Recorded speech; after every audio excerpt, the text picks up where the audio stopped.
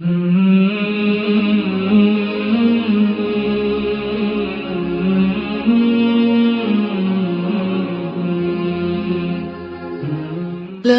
الہ الا اللہ محمد رسول اللہ نحمده ونصلی علی رسولہ الکریم اما بعد فاعوذ باللہ من الشیطان الرجیم بسم اللہ الرحمن الرحیم رب اشرح لی صدری ویسر لی امری واحلل عقدۃ من لسانی یفقہوا قولی اذا سألک عبادی عنی فانی قریب اجیب دعوۃ الداعی اذا دعان فلیستجیبوا لی ولیؤمنوا بی لعلہم یرشدون۔ اور جب میرے بندے آپ سے میرے بارے میں سوال کریں تو کہہ دیجئے بے شک میں قریب ہوں، میں پکارنے والے کی پکار کا جواب دیتا ہوں۔ جب وہ مجھے پکارے تو ان کو چاہیے کہ وہ بھی میرا حکم مانیں اور مجھ پر ایمان رکھیں تاکہ وہ ہدایت پا جائیں۔ السلام علیکم ورحمۃ اللہ وبرکاتہ۔ کیا حال ہے سب کا؟ الحمدللہ۔ علماء کے اٹھائے جانے سے پہلے پہلے علم حاصل کر لینا چاہیے۔ عبداللہ ابن عمرو ابن العاص کہتے ہیں، میں نے رسول اللہ صلی اللہ علیہ وسلم کو فرماتے ہوئے سنا، بے شک اللہ علم کو اس طرح نہیں اٹھا لے گا کہ اس کو بندوں سے چھین لے، یعنی جس نے علم حاصل کیا ہو اس سے واپس لے لے، بلکہ وہ علماء کو موت دے کر علم اٹھا لے گا، حتیٰ کہ جب کوئی عالم باقی نہیں رہے گا تو لوگ جاہلوں کو سردار بنا لیں گے، بس ان سے سوال کیے جائیں گے اور وہ بغیر علم کے فتوے دیں گے، پھر وہ خود بھی گمراہ ہوں گے اور لوگوں کو بھی گمراہ کریں گے، اور یہ قیامت کی نشانیوں میں سے نشانی ہے۔ تو اس لیے انسان کو اس بات کا حریص ہونا چاہیے، اس سے پہلے کہ ایسا فتنے کا دور آئے، انسان علم حاصل کرے، علم کی حفاظت کرے اور علم میں پختگی پیدا کرے۔ 21واں پارہ۔ اعوذ باللہ من الشیطان الرجیم، بسم اللہ الرحمن الرحیم، اتل ما اوحی الیک من الکتاب واقم الصلاة ان الصلاة تنہی عن الفحشاء والمنکر ولذکر اللہ اکبر واللہ یعلم ما تصنعون۔ شروع کرتی ہوں اللہ کے نام سے جو بے انتہا مہربان نہایت رحم فرمانے والا ہے۔ اے نبی، اس کتاب کی تلاوت کیجیے جو آپ کی طرف وحی کی گئی ہے، اور نماز قائم کیجیے۔ نماز یقیناً بے حیائی اور برے کاموں سے روکتی ہے، اور اللہ کا ذکر تو سب سے بڑی چیز ہے، اور جو کام تم کرتے ہو اللہ اسے جانتا ہے۔ تو یہاں براہ راست نبی صلی اللہ علیہ وسلم کو خطاب کیا جا رہا ہے، اور آپ ہمارے لیے اسوہ حسنہ ہیں، تو آپ کے بعد آپ کی پیروی میں ہمیں بھی یہی کام کرنا ہے۔ اور وہ کام کیا ہے کہ اس کتاب کی تلاوت کیجیے۔ تلاوت کا مطلب قرآن مجید کو پڑھنا بھی ہے اور پھر اس کی پیروی کرنا بھی ہے۔ تلا یتلو تلون کا مطلب ہوتا ہے کسی چیز کے پیچھے پیچھے آنا، یعنی اس کا تتبع کرنا، اس کو فالو کرنا، جو احکامات اس قرآن میں ہیں ان پر عمل کرنا۔ قرآن کی کثرت سے تلاوت انسان کی بصیرت میں اضافہ کرتی ہے، اس کے علم کی باریکیوں کے خزانوں کو اس پر کھول دیتی ہے۔ اور یہ کتاب ایسی نہیں کہ جس کو پہلی بار پڑھنے سے یا صرف ایک بار پڑھنے سے ہی اس کے سارے فائدے حاصل ہو جائیں، بلکہ جو جو آپ اس کو پڑھتے جائیں گے، یعنی ایک دفعہ ختم ہو تو پھر شروع کر دیں، تلا یتلو تلون، اس کو پڑھتے چلے جائیں، اور وقت کے ساتھ ساتھ آپ کا علم بھی بڑھتا ہے، آپ کا تجربہ بھی بڑھتا ہے، آپ کے اوپر مختلف طرح کی کیفیات آتی ہیں۔ ان سب میں قرآن کی تلاوت انسان کو بے پناہ فائدہ عطا کرتی ہے، اور اس کے راز انسان پر جب کھلتے ہیں تو اس کی روح سیراب ہو جاتی ہے۔ اور جیسے جیسے پڑھنے والا قرآن کو کثرت سے پڑھتا جاتا ہے تو قرآن اس کو اپنی روشنیوں کی مزید چمک عطا کرتا ہے، اور پھر انسان اللہ کی طرف راغب ہو جاتا ہے۔ اور اتلو میں ایک پڑھ سنانے کا معنی بھی ہے، اور نبی صلی اللہ علیہ وسلم کے لیے خاص طور پر یہ تھا کیونکہ جبریل آپ کے پاس قرآن لا رہے تھے، تو آپ کی یہ ذمہ داری بھی تھی کہ آپ اب لوگوں کو پڑھ کے سنائیں، یعنی صرف لکھا ہوا نہیں دیا جائے گا بلکہ پڑھ کے سنایا جائے گا. تو جب آپ پر کوئی سورت نازل ہوتی تھی تو آپ لوگوں میں اس کو پڑھ کے سناتے، نمازوں میں پڑھ کے سناتے. وَأَقِمِ الصَّلَاةَ، اور نماز قائم کیجیے. نماز قائم کرنے میں اس کی تمام شروط، اس کے آداب اور واجبات، سنن، ان تمام چیزوں کا اہتمام لازم ہے. اور پھر خاص طور پر خشوع و خضوع سے پڑھی گئی نماز، اس کا فائدہ کیا ہے؟ ان الصلاۃ تنہی عن الفحشاء والمنکر، کہ انسان کو بے حیائی اور برائی سے روکتی ہے. بے حیائی فحشاء کھلے بڑے گناہوں کو کہتے ہیں، اور منکر ہر وہ عمل جس سے شریعت اور انسان کی عقل انکار کرتی ہے.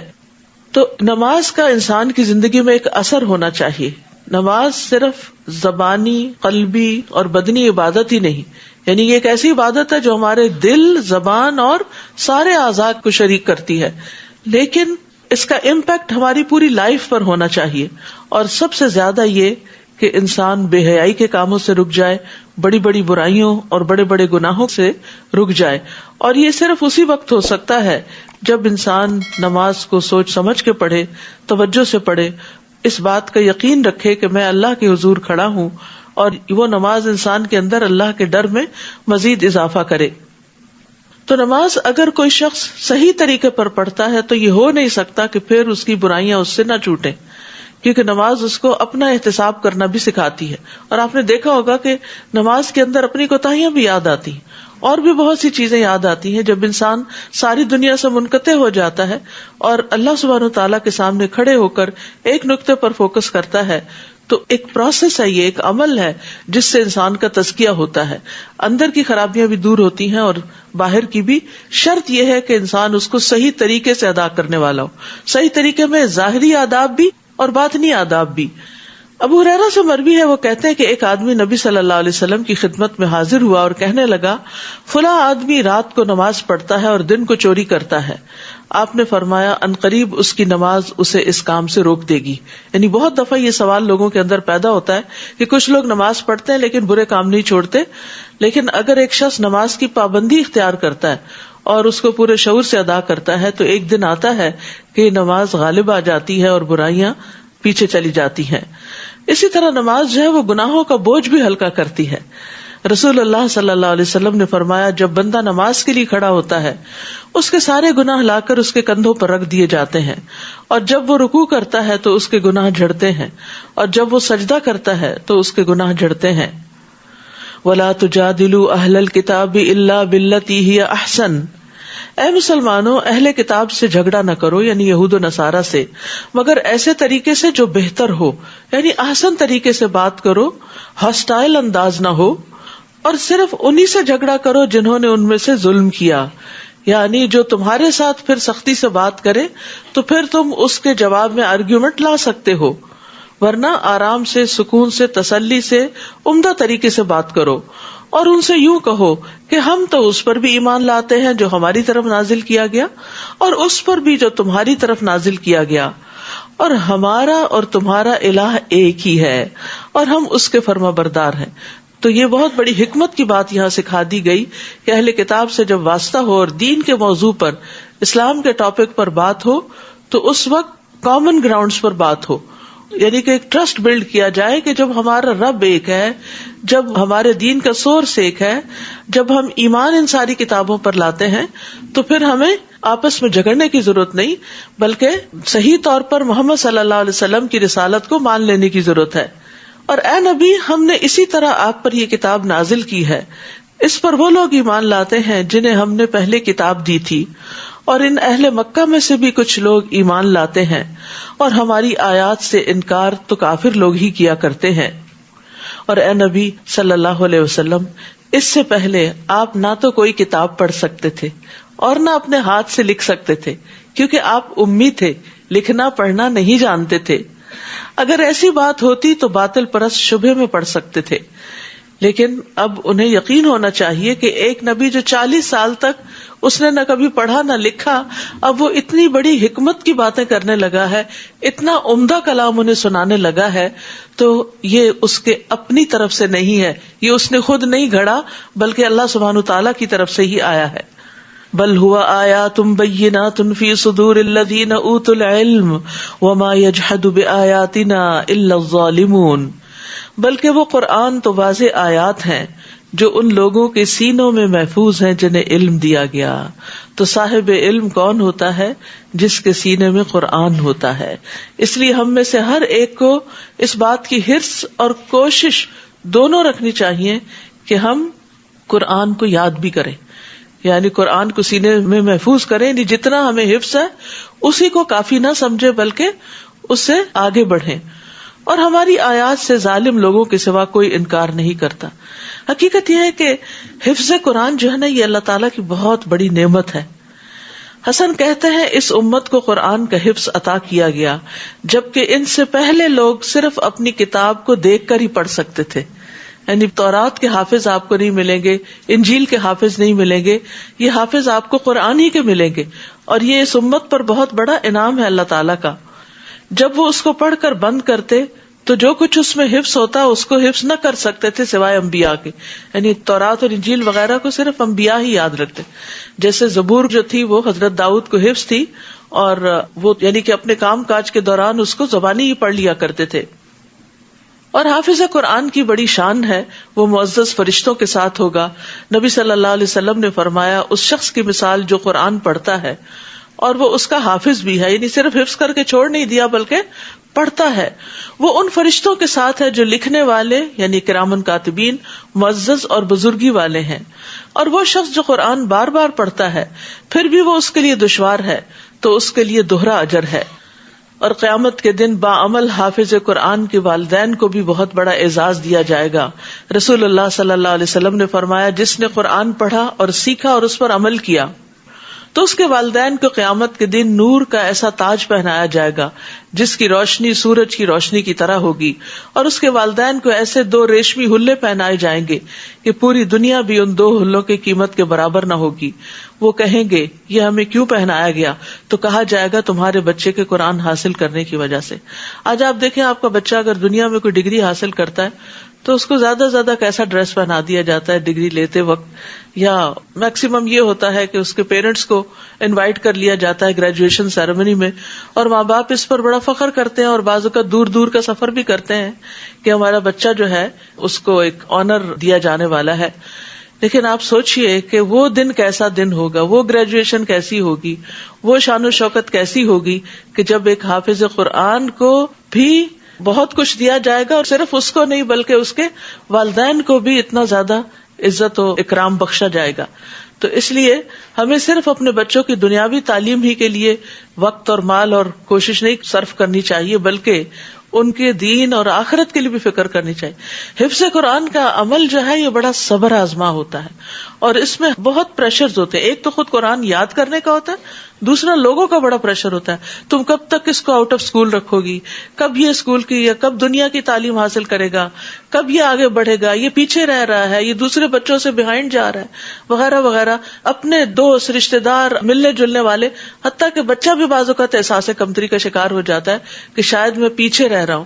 تو ایسی احادیث جو ہے ان کو سناتے رہنا چاہیے کیونکہ اس میں بہت بڑی موٹیویشن ہے، اور اللہ تعالیٰ ہمیں توفیق دے کہ ہم اپنی اولادوں کی ایسی تربیت کر سکیں، اور اللہ ان کو بھی توفیق دے کہ وہ اس قرآن کو حفظ کرنے کے بعد سنبھال بھی سکیں اور مرتے دم تک اس کے محافظ ہوں. نیز وہ کہتے ہیں کہ اس نبی پر اس کے رب کی طرف سے کوئی معجزے کیوں نہیں اتارے گئے؟ آپ ان سے کہیے کہ معجزے تو اللہ کے پاس ہیں اور میں تو صرف ایک کھلم کھلا ڈرانے والا ہوں. کیا انہیں یہ کافی نہیں کہ ہم نے ان پر یہ کتاب نازل کی جو انہیں پڑھ کر سنائی جاتی ہے؟ اس میں ایمان لانے والوں کے لیے یقیناً رحمت اور نصیحت ہے. یعنی یہ اہل مکہ اور کوئی نشانی کیوں طلب کرتے ہیں، حالانکہ قرآن کریم سب سے بڑی نشانیوں میں سے ایک نشانی ہے. اور نبی صلی اللہ علیہ وسلم کی نبوت بھی اسی سے ثابت ہوتی ہے کہ آپ امی تھے، پڑھے لکھے نہیں تھے، لیکن آپ نے یہ کتاب پیش کی. تو وہ اور نشانیاں طلب کرنے کی بجائے اسی نشانی پر غور کریں، اس کو پڑھیں، تو اس سے کیا ہوگا؟ ان کے ایمان میں بھی اور علم اور عمل میں اضافہ ہوگا. حقیقت یہ ہے کہ ہر نبی کو معجزے عطا کیے گئے، لیکن وہ معجزے ان کے ساتھ ہی ختم بھی ہو گئے. رسول اللہ صلی اللہ علیہ وسلم نے فرمایا ہر نبی کو ایسے معجزے عطا کیے گئے جو اس جیسے دوسرے انبیاء کو بھی عطا کیے گئے، یعنی ملتے جلتے معجزے بھی تھے، اور لوگ اس پر ایمان لائے. اور مجھے جو معجزہ عطا کیا گیا وہ وحی الہی یعنی قرآن ہے جو اللہ نے میری طرف نازل کیا ہے، اور مجھے امید ہے کہ قیامت کے دن میری پیروی کرنے والوں کی تعداد ان سے زیادہ ہوگی. تو خود نبی صلی اللہ علیہ وسلم کے قول سے یہ پتہ چلتا ہے کہ یہ قرآن ایک معجزہ ہے، اور جس طرح آپ کی رسالت قیامت تک ہے اسی طرح آپ کا یہ معجزہ بھی قیامت تک باقی رہے گا. آپ ان سے کہیے میرے اور تمہارے درمیان گواہی کے لیے اللہ کافی ہے. آسمانوں اور زمین میں جو کچھ ہے اسے وہ جانتا ہے، اور جو لوگ باطل کو مانتے اور اللہ کا انکار کرتے ہیں وہی نقصان اٹھانے والے ہیں. یہ لوگ آپ سے جلد عذاب لانے کا مطالبہ کرتے ہیں، اور اگر عذاب کا وقت مقرر نہ ہوتا تو وہ ان پر آ چکا ہوتا، اور وہ ان پر اس طرح اچانک آ جائے گا کہ انہیں خبر تک نہ ہوگی. یہ آپ سے جلد عذاب لانے کا مطالبہ کرتے ہیں، حالانکہ جہنم کافروں کو گھیرے میں لے چکی ہے. جس دن عذاب انہیں اوپر سے ڈھانپ لے گا اور پاؤں کے نیچے سے بھی، اور اللہ تعالیٰ فرمائے گا جو کچھ تم کرتے رہے اب اس کا مزہ چکھو. یہ عذاب کی شدت بتائی جا رہی ہے کہ جہنم کا عذاب کتنا سخت ہوگا. اب تھوڑی دیر کے لیے امیجن کریں کہ آپ کسی کمرے میں ہیں اور اس کمرے کے فلور کو بھی آگ لگ جاتی ہے اور چھت سے بھی آگ ٹپکنے لگتی ہے. آپ کیا کرنا چاہیں گے؟ وہاں سے بھاگنا چاہیں گے، لیکن جہنم سے کوئی بھاگ بھی نہیں سکے گا. یہاں جو بات کی جا رہی ہے کہ عذاب اوپر سے بھی ڈھانپ لے گا اور نیچے سے بھی، اور وہ بیچ میں پھنس جائیں گے اور وہاں سے نکل نہ سکیں گے. تو جہنم کا عذاب کوئی معمولی چیز نہیں ہے.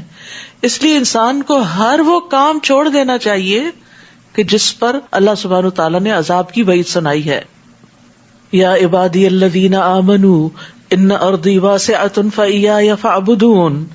اے میرے بندو جو ایمان لائے ہو، میری زمین یقیناً بڑی وسیع ہے، لہذا میری ہی عبادت کرو. یعنی کوئی بھی ایسی زمین، کوئی بھی ایسی جگہ جہاں انسان توحید پر، ایک اللہ کی عبادت پر قادر نہ ہو، اور جہاں انسان حرام کاموں سے نہ بچ سکے، پھر انسان کو وہ جگہ چھوڑ دینی چاہیے تاکہ انسان اپنی زندگی اللہ کی عبادت میں گزار سکے. کیونکہ کل قیامت کو کوئی بھی انسان یہ عذر اور بہانہ نہیں کر سکے گا کہ یا رب چونکہ میں ایسی جگہ رہتا تھا، ایسے ملک میں رہتا تھا، ایسے لوگوں میں رہتا تھا کہ میری مجبوریاں تھی کہ میں پھر تیری نافرمانی کے کام کرتا رہتا. نہیں، کل نفس ذائقۃ الموت ثم الینا ترجعون. ہر شخص کو موت کا مزہ چکھنا ہے، پھر تم ہماری ہی طرف لوٹائے جاؤ گے. اور وہ لوگ جو ایمان لائے اور انہوں نے نیک عمل کیے، ہم انہیں جنت کے بالا خانوں میں جگہ دیں گے جن کے نیچے نہریں بہ رہی ہیں، اس میں وہ ہمیشہ رہیں گے. عمل کرنے والوں کے لیے کیا ہی اچھا اجر ہے. یعنی جو لوگ اللہ کی خاطر ہجرت کریں گے، عمل صالح کریں گے، اللہ تعالیٰ ان کو بہترین نعم البدل عطا کرے گا ایسی جنتوں کی صورت میں. الذین صبروا وعلی ربہم یتوکلون. جنہوں نے مصائب پہ صبر کیا اور اپنے رب پر بھروسہ رکھتے ہیں. وَكَأَيٍّ مِّن دَابَّةٍ لَا تَحْمِلُ رِزْقَهَا اللَّهُ يَرْزُقُهَا وَإِيَّاكُمْ. ہجرت کی راہ میں عموماً جو چیز رکاوٹ بنتی ہے وہ یہ کہ ہم کھائیں گے کہاں سے، کیا کام کریں گے، کیا کاروبار کریں گے، کیا جاب کریں گے. تو اللہ سبحانہ تعالیٰ یہ بھی وعدہ کر رہا ہے کہ رزق کا انتظام بھی اللہ کرے گا. آپ میں سے کتنے لوگ ایسے ہیں جو اس ملک میں ہجرت کر کے آئے ہیں اور ان کے پاس کوئی جاب اور کوئی کام نہیں تھا، پھر اللہ سبحانہ تعالیٰ نے ہر چیز کا انتظام کر دیا، ساری نعمتیں عطا کر دی. تو اسی طرح یہ تو دنیا کی خاطر ہجرت تھی، لیکن جب کوئی اللہ کی خاطر ہجرت کرتا ہے، جیسے مکہ والوں نے حبشہ کی طرف ہجرت کی تھی، تو کس طرح اللہ سبحانہ تعالیٰ نے ان کے لیے نعمتوں کے دروازے کھول دیے تھے. اور پھر بعد میں مدینہ کی طرف جو ہجرت ہوئی، اس کے بعد اللہ نے اس کو کیسا دارالامن بنا دیا ان کے لیے، اور ہر طرح کی نعمتیں عطا کی. اور کتنے ہی جانور ایسے ہیں جو اپنا رزق اٹھائے نہیں پھرتے، اللہ انہیں رزق دیتا ہے اور تم کو بھی وہی دیتا ہے، اور وہ سب کچھ سننے والا اور جاننے والا ہے. تو یاد رکھیے رزق کے معاملے میں انسان کا اپنا اختیار کم ہی ہے. رزق کے معاملے میں انسان کو اللہ پر بھروسہ کرنا چاہیے. عمر بن خطاب کہتے ہیں کہ رسول اللہ صلی اللہ علیہ وسلم نے فرمایا اگر تم اللہ پر ویسا توکل کرو جیسا کہ توکل کرنے کا حق ہے تو وہ تمہیں اسی طرح روزی دے گا جس طرح پرندوں کو دیتا ہے. صبح کو وہ بھوکے اٹھتے ہیں اور شام کو پیٹ بھرے ہوئے آتے ہیں. تو انسان کو رزق اللہ ہی سے مانگنا چاہیے, اور جب بندہ اللہ سے مانگتا ہے تو اللہ تعالیٰ اس کو ضرور دیتا ہے. ایک شخص نے نبی صلی اللہ علیہ وسلم سے آ کے پوچھا کہ اللہ کے رسول, جب میں اپنے رب سے دعا کروں تو کیا کہا کروں؟ آپ نے فرمایا یوں کہو اللہم اغفر لی وارحمنی وعافنی وارزقنی, اے اللہ مجھے بخش دے, مجھ پر رحم فرما, مجھے عافیت دے, مجھے رزق عطا فرما. اس کے بعد آپ نے انگوٹھے کو نکال کر باقی 4 انگلیوں کو بند کر کے فرمایا یہ 4 چیزیں یعنی جو مانگی گئی ہیں دنیا اور آخرت دونوں کو جمع کرتی ہیں, یعنی دونوں کے لیے کافی ہیں. اور رزق کی تلاش میں اعتدال سے کام لینا چاہیے. یہ نہیں کہ انسان اپنی عبادت کا وقت بھی رزق کی تلاش میں گزار دے, کیونکہ نبی صلی اللہ علیہ وسلم نے فرمایا اجملوا فی طلب الدنیا, دنیا کی طلب میں اعتدال سے کام لو, اس لیے کہ ہر ایک کو وہ ضرور ملے گا جو اس کے لیے لکھ دیا گیا. اگر آپ ان سے پوچھیں کہ آسمانوں اور زمین کو کس نے پیدا کیا اور سورج اور چاند کو کس نے مسخر کر رکھا ہے تو ضرور کہیں گے کہ اللہ نے. پھر یہ کہاں سے دھوکا کھاتے ہیں؟ اللہ ہی اپنے بندوں میں سے جس کے لیے چاہتا ہے رزق کشادہ کر دیتا ہے اور جس کے لیے چاہے کم کر دیتا ہے, اور وہ یقیناً ہر بات سے خوب واقف ہے. اور اگر آپ ان سے پوچھیں کہ آسمان سے کس نے پانی برسایا, پھر اس پانی سے مردہ پڑی ہوئی زمین کو کس نے زندہ کیا, تو ضرور کہیں گے کہ اللہ نے. ان سے کہیے پھر ہر طرح کی حمد اللہ ہی کے لیے ہے, مگر اکثر لوگ کچھ سوچتے نہیں. وما هذه الحياة الدنيا الا لهو ولعب وان الدار الاخرة لهي الحيوان لو كانوا يعلمون. یہ دنیا کی زندگی ایک کھیل تماشے کے سوا کچھ نہیں, اصل زندگی تو آخرت کا گھر ہے. کاش لوگ اس بات کو جانتے ہوتے, کاش وہ جانتے کہ یہ دنیا ایک وقتی جگہ ہے, ٹیمپریری, یعنی ایسی جیسے انسان کھیل کے میدان میں جاتا ہے تو کتنی ایکسائٹمنٹ ہوتی ہے, کتنا ہلا گلا ہوتا ہے اور کتنی ہار جیت ہو رہی ہوتی ہے, کبھی ایک ٹیم جیتی ہے کبھی دوسری, اور دیکھنے والے اپنی سیٹس پر ہی بیٹھ کے اچھل رہے ہوتے ہیں اور کبھی کھڑے ہو جاتے ہیں ایکسائٹمنٹ. لیکن جب میچ ختم ہوتا ہے تو اس کے بعد کیا ہوتا ہے؟ کبھی آپ خالی سیٹس کو جا کر دیکھیں اور خالی گراؤنڈ کو, تو کتنی عجیب سی اداسی ہوتی ہے وہاں کہ آپ وہاں بیٹھ نہیں سکتے, آپ وہاں کھڑے نہیں ہو سکتے, آپ کو دل نہیں لگتا وہاں. یہ کیسی جگہ ہے عجیب سی. تو آپ دیکھیے اسی طرح دنیا میں انسان بہت ایکسائٹیڈ ہوتا ہے, یہ کامیاب ہو گیا, اس کو ڈگری مل گئی, اس کی شادی ہو گئی, اس کے بچے ہو گئے, اس کا بزنس اتنا بڑا ہو گیا, وہ فلاں ملینئر ہو گیا, اور پھر ان چیزوں پر انسان دیکھ کے خوش ہوتا رہتا ہے. اور بہت سے لوگ تو اپنوں کو چھوڑ کے صرف سوشل میڈیا پہ بیٹھے رہتے ہیں اور بڑے بڑے جو سٹارز ہیں یا آرٹسٹ ہیں ان کو فالو کرتے رہتے ہیں, اسنیپ چیٹ پہ ان کو دیکھتے رہتے ہیں کہ وہ کیا پہن رہے ہیں, کیا کھا رہے ہیں, اور اس طرح دنیا کی رونقوں سے مستفید ہوتے رہتے ہیں ان کے اپنے خیال کے مطابق. یہ بھی انٹرٹینمنٹ کی ایک قسم ہوتی ہے. تو اس میں آپ دیکھیے کہ یہ سب کیا ہے, یہ کھیل تماشا ہے. جب آپ اس کو بند کر دیتے ہیں نا اپنے فون کو, تو اس کے بعد یعنی آپ اس کو ریچ نہیں کر سکتے, اس تک پہنچ نہیں سکتے. کسی نے اگر بہت بڑا ہیرو کا ہار بھی پہنا ہو اور آپ دیکھ کے بہت اس سے خوش ہو رہے ہیں, بہت آپ کو اچھا لگ رہا ہے, تو جب آپ اس کو بند کریں گے, کلک کریں گے اسکرین کو, تو اس کے بعد وہ ہیرو کا ہار کہاں گیا. تو دنیا کی زندگی بھی بس ایسے ہی ہے جیسے ایک اسکرین کے اوپر آپ یہ ساری چیزیں دیکھ رہے ہیں, اور جلد ہی اس نے بند ہو جانا ہے, آنکھیں بند ہو جائیں گی اور انسان قبر میں اتر جائے گا, اور یہ سب کچھ خواب جیسا لگے گا. اس کی کوئی حقیقت نہیں ہے. اس میں سے کوئی چیز بھی ہم ساتھ نہیں لے جا سکتے سوائے اپنے نیک اعمال کے. قرآن مجید میں ایک اور جگہ بھی آتا ہے وَإِنَّ الْآخِرَةَ هِيَ دَارُ الْقَرَارِ, اور یقیناً آخرت کا گھر وہی رہنے کا گھر ہے, اور اصل عیش آخرت کی عیش ہے. اللہم لا عیش الا عیش الآخرہ فاکرم الانصار والمہاجرہ, اے اللہ آخرت کی زندگی کے سوا کوئی زندگی حقیقی نہیں, بس انصار و مہاجرین پر اپنا فضل فرما. نبی صلی اللہ علیہ وسلم غزوہ خندق کے موقع پر یہ شعر پڑھ رہے تھے اور خندق کھود رہے تھے. پھر جب یہ کشتی میں سوار ہوتے ہیں تو اللہ کے لیے عبادت کو خالص کرتے ہوئے اسی کو پکارتے ہیں, اور جب وہ انہیں بچا کر خشکی پر لے آتا ہے تو اس وقت پھر شرک کرنے لگتے ہیں. یعنی جب مشکل وقت آتا ہے تو اللہ یاد آ جاتا ہے, اور جب مشکل ٹل جاتی ہے تو پھر وہ اسی روٹین میں پھر آ جاتے ہیں.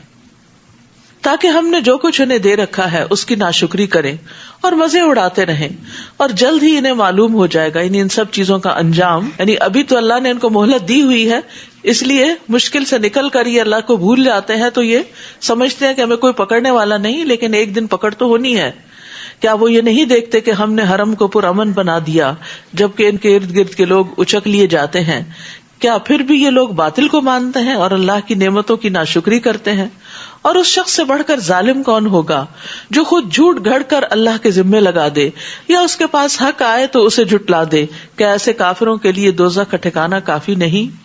والذین جاہدوا فینا لنہدینہم سبلنا وان اللہ لمع المحسنین۔ اور جو لوگ ہماری راہ میں جد و جہد کرتے ہیں، سخت محنت کرتے ہیں، ہم یقیناً انہیں اپنی راہیں دکھا دیتے ہیں، اور اللہ تعالیٰ یقیناً نیکی کرنے والوں کے ساتھ ہوتا ہے۔ تو ہدایت کا تعلق کس کے ساتھ ہے؟ جد و جہد کے ساتھ ہے، یعنی جو محنت کرے گا، کوشش کرے گا اور سخت محنت کرے گا، اللہ سبحانہ تعالیٰ اس کو اپنی طرف آنے کا راستہ یعنی ہدایت کا راستہ ضرور دکھا دے گا۔ ابن قیم کہتے ہیں اللہ نے جہاد کو ہدایت کے ساتھ معلق کیا۔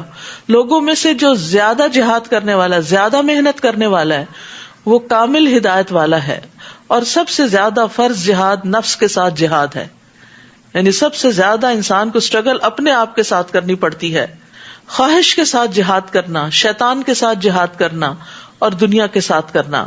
جو شخص ان چار چیزوں کے ساتھ اللہ کی رضا کے لیے جہاد کرتا ہے، اللہ تعالیٰ اسے اپنی رضا کے راستوں کی ہدایت ضرور فرماتا ہے، جو اسے اس کی جنت یعنی اللہ کی جنت کی طرف پہنچا دیتے ہیں۔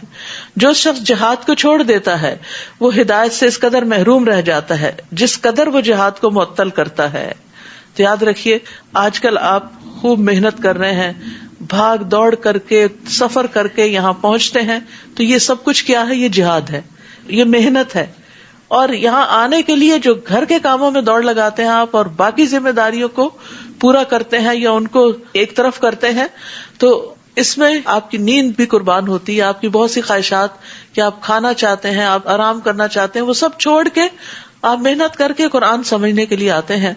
تو والذین جاہدوا فینا لنہدینہم سبلنا، تو وہ کچھ لے کے بھی جاتے ہیں۔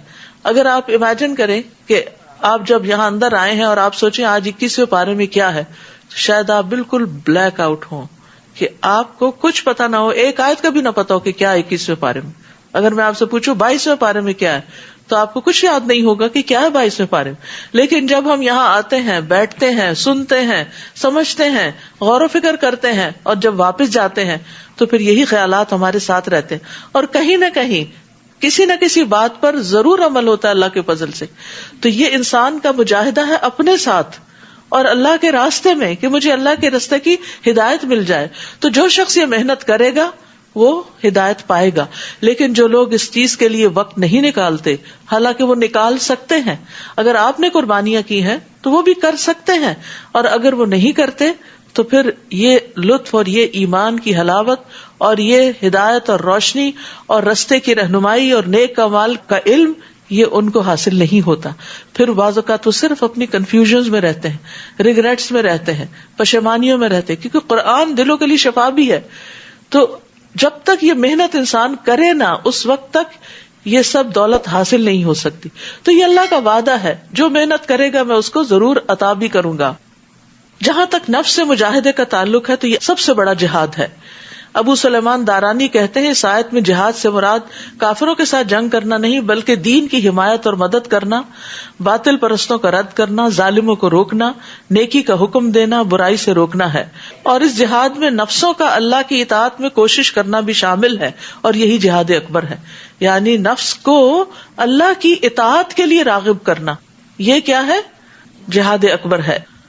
رسول اللہ صلی اللہ علیہ وسلم نے فرمایا، مسند احمد کی روایت ہے، مجاہد وہ ہوتا ہے جو اللہ کی اطاعت کے معاملے میں اپنے نفس سے جہاد کرے۔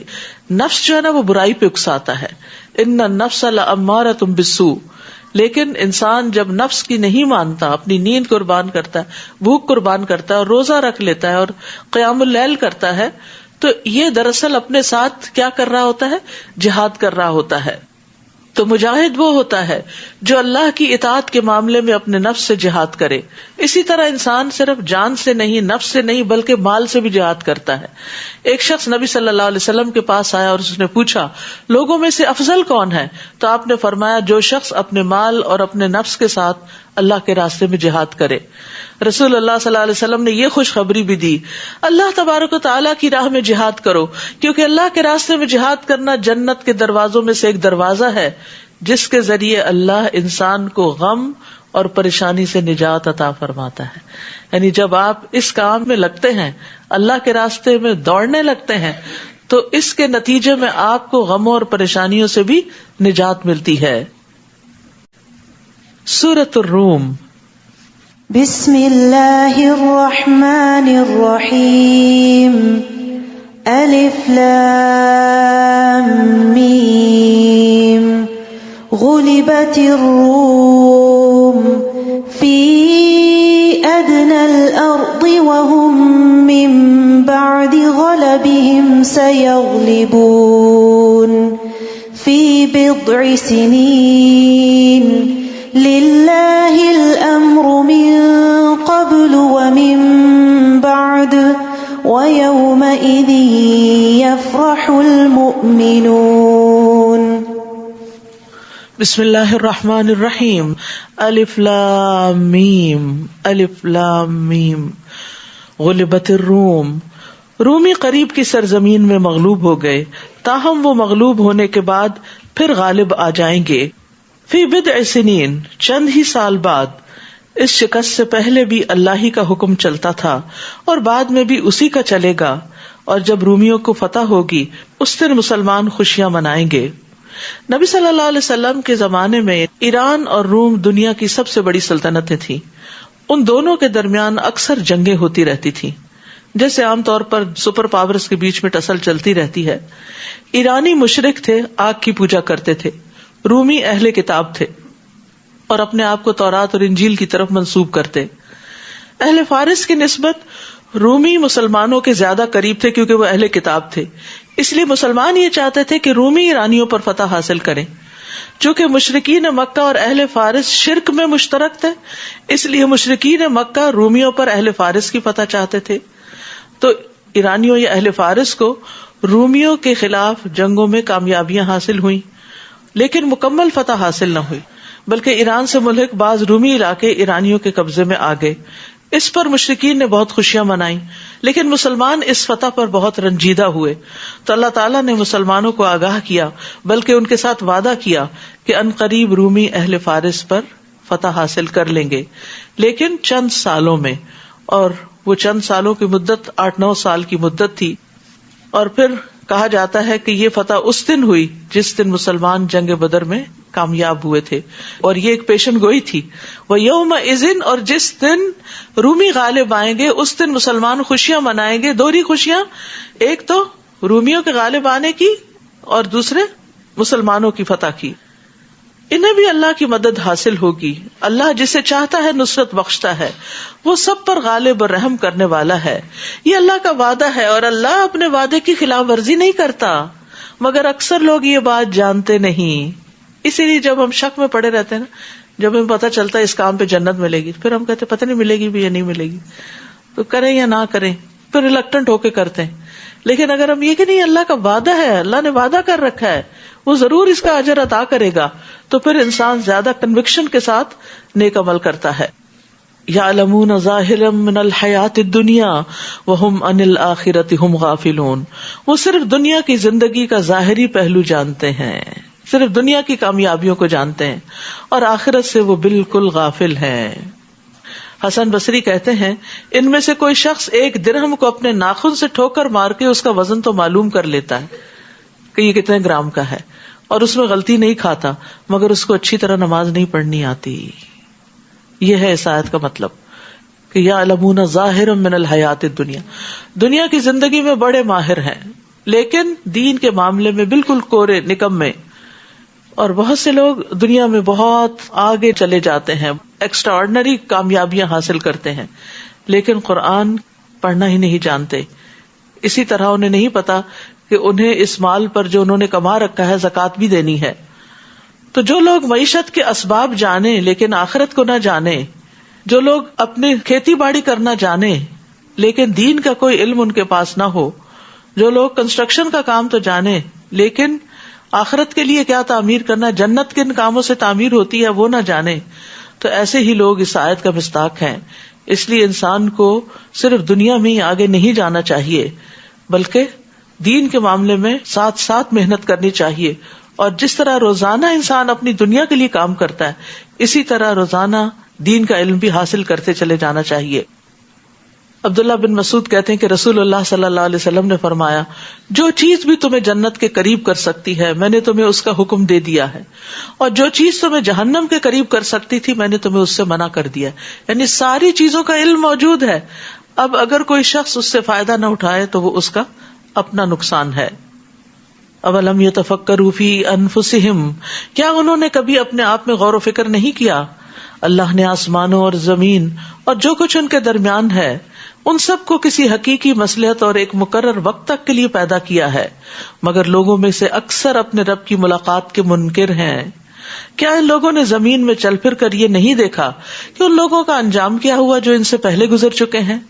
وہ لوگ قوت میں بھی ان سے کہیں زیادہ تھے، اور جتنا ان لوگوں نے زمین کو آباد کیا ہے انہوں نے زمین کو پھاڑ کر اس سے زیادہ آباد کیا تھا. ان کے پاس بھی ہمارے رسول واضح دلائل لے کر آئے تھے. اللہ کا ان پر ظلم کرنے کا ارادہ نہیں تھا بلکہ وہ خود ہی اپنے آپ پر ظلم کر رہے تھے. تو جن لوگوں نے برائیاں کی تھی ان کا انجام بھی برا ہی ہوا، کیونکہ انہوں نے اللہ کی آیات کو جھٹلایا اور وہ ان کا مذاق اڑایا کرتے تھے. اللہ یبدأ الخلق ثم یعیدہ ثم الیہ ترجعون، اللہ ہی مخلوق کی ابتدا کرتا ہے پھر وہی اس کو دوبارہ بنائے گا، پھر اسی کی طرف تم لوٹائے جاؤ گے. اور جس دن قیامت قائم ہوگی تو مجرم لوگ سخت مایوس ہو جائیں گے، کیونکہ انہیں نظر آئے گا کہ اس دن کی تو ہم نے تیاری ہی نہیں کی تھی. اور یہاں قیامت کو ساعہ کہا گیا ہے، گھڑی، جس دن وہ گھڑی آ جائے گی، کیونکہ قیامت کلمح بالبصر، آنکھ جھپکنے کی دیر یا اس سے بھی جلدی واقع ہو جائے گی.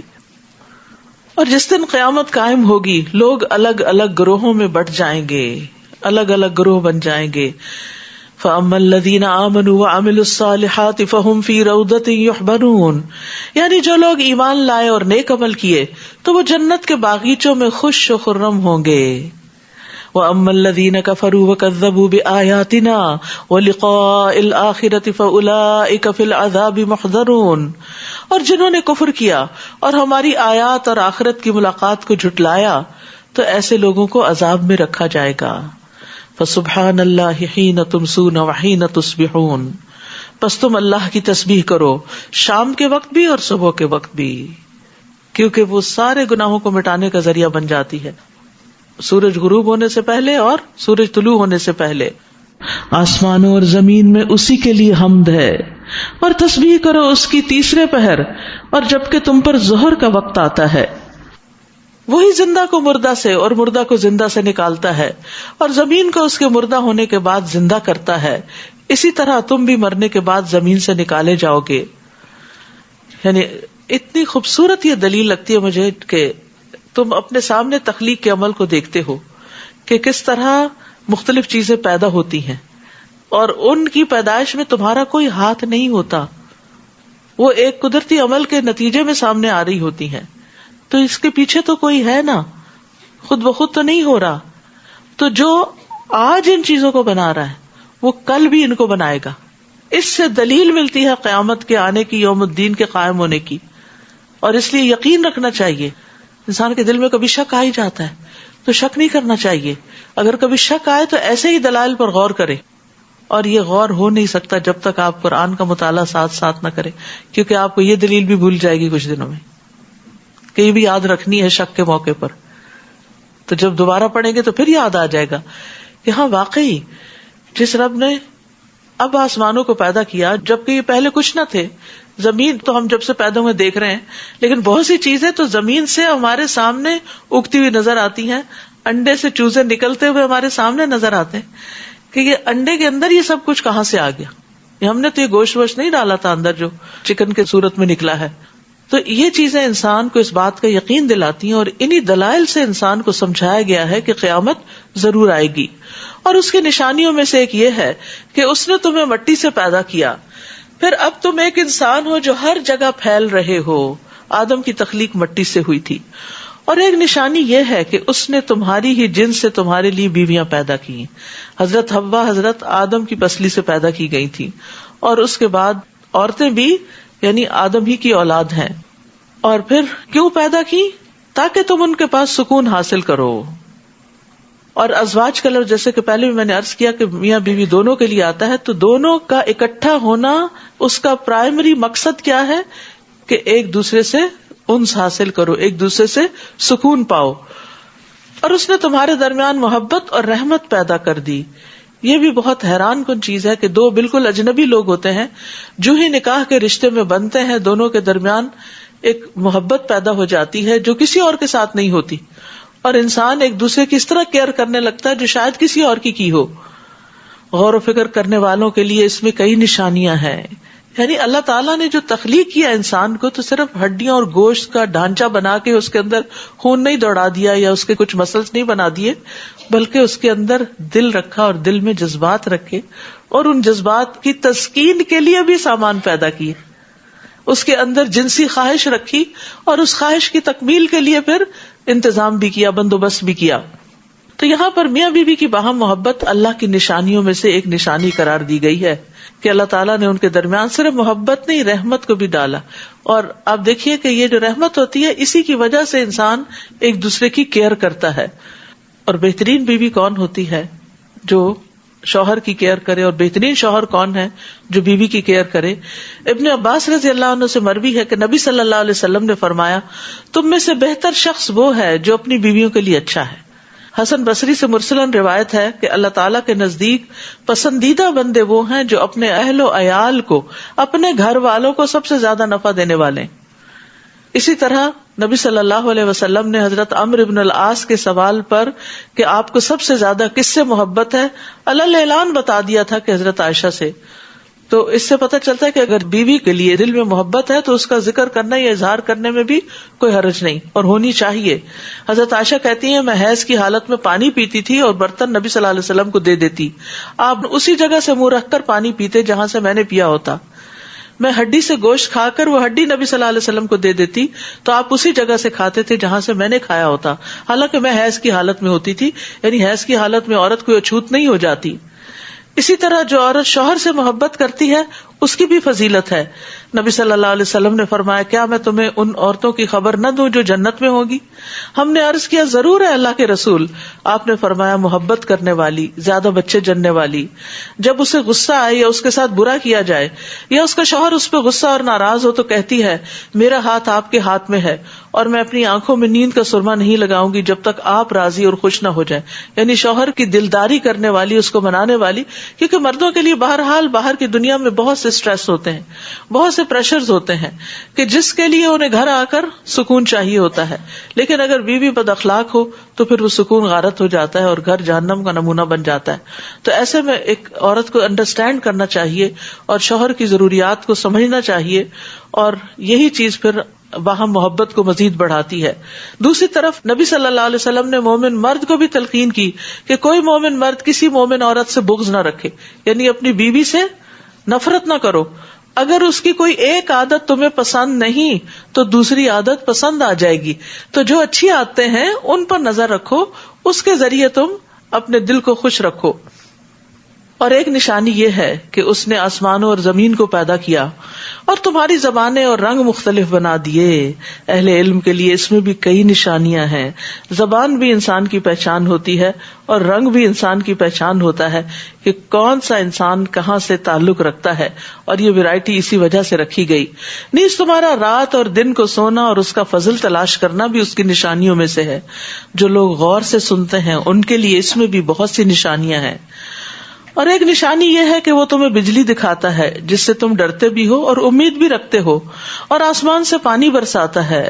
خوب بارش برس رہی ہے آج کل، غور کیا کریں، جس سے زمین کو اس کے مرنے کے بعد زندہ کر دیتا ہے. سبحان اللہ، کس طرح دنوں کے اندر پودے جو ہے وہ ہرے بھرے ہوتے چلے جا رہے ہیں اور درخت پھر سے لد رہے ہیں.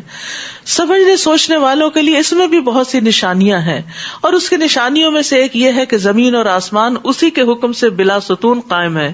پھر جب وہ تمہیں ایک ہی دفعہ زمین سے پکارے گا تو تم زمین سے نکل کھڑے ہوگے. آسمانوں اور زمین میں جو کچھ ہے سب اسی کا ہے، سب کے سب اسی کے فرما بردار ہیں. وہی تو ہے جو خلقت کی ابتدا کرتا ہے، پھر وہی اس کا اعادہ کرے گا، اور یہ دوسری بار کی پیدائش اس پہ زیادہ آسان ہے. آسمانوں اور زمین میں اسی کی شان بالا تر ہے، اور وہ سب پر غالب اور حکمت والا ہے.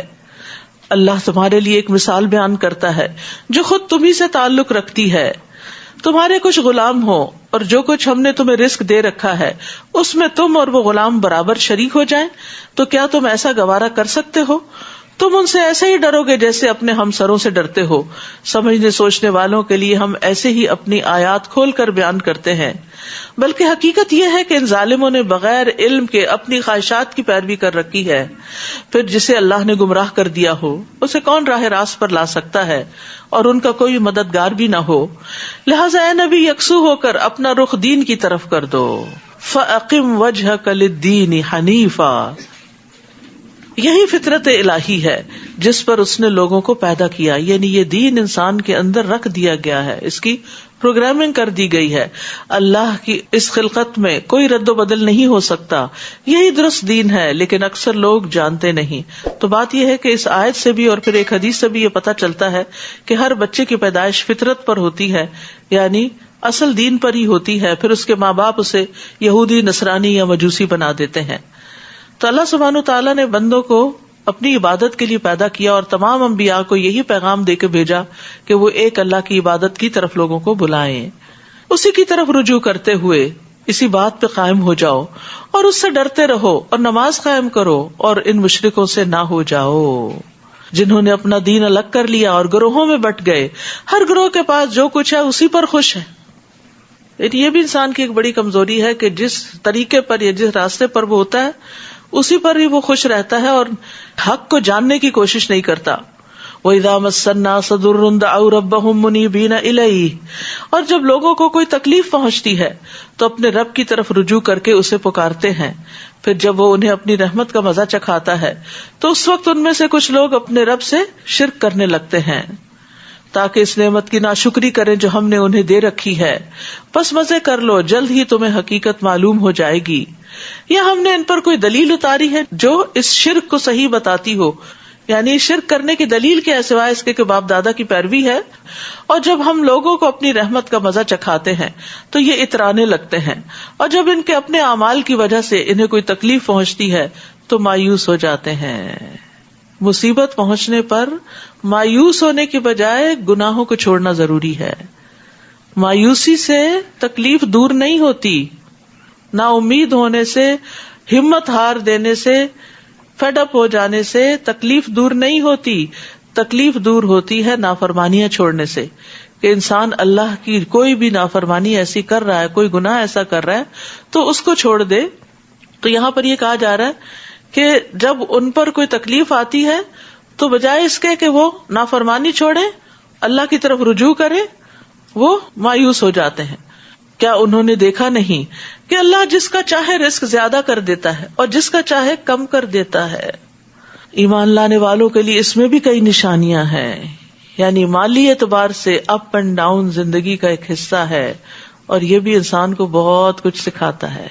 یعنی جب آپ کی مثلاً ایک اچھی بھلی جاب ہوتی ہے اور اچانک چلی جاتی، اس وقت جس طرح آپ سوچتے کہ میری کہاں غلطی تھی، میں نے کیا کوتاہی کی، مجھے اس جاب سے کیوں نکالا گیا، میری کون سی ویکنس تھی، اتنا زیادہ انسان اپنا محاسبہ کرتا ہے کہ جو عام حالات میں ایک روٹین کی نارمل لائف جب گزر رہی ہوتی تو بالکل نہیں کرتا.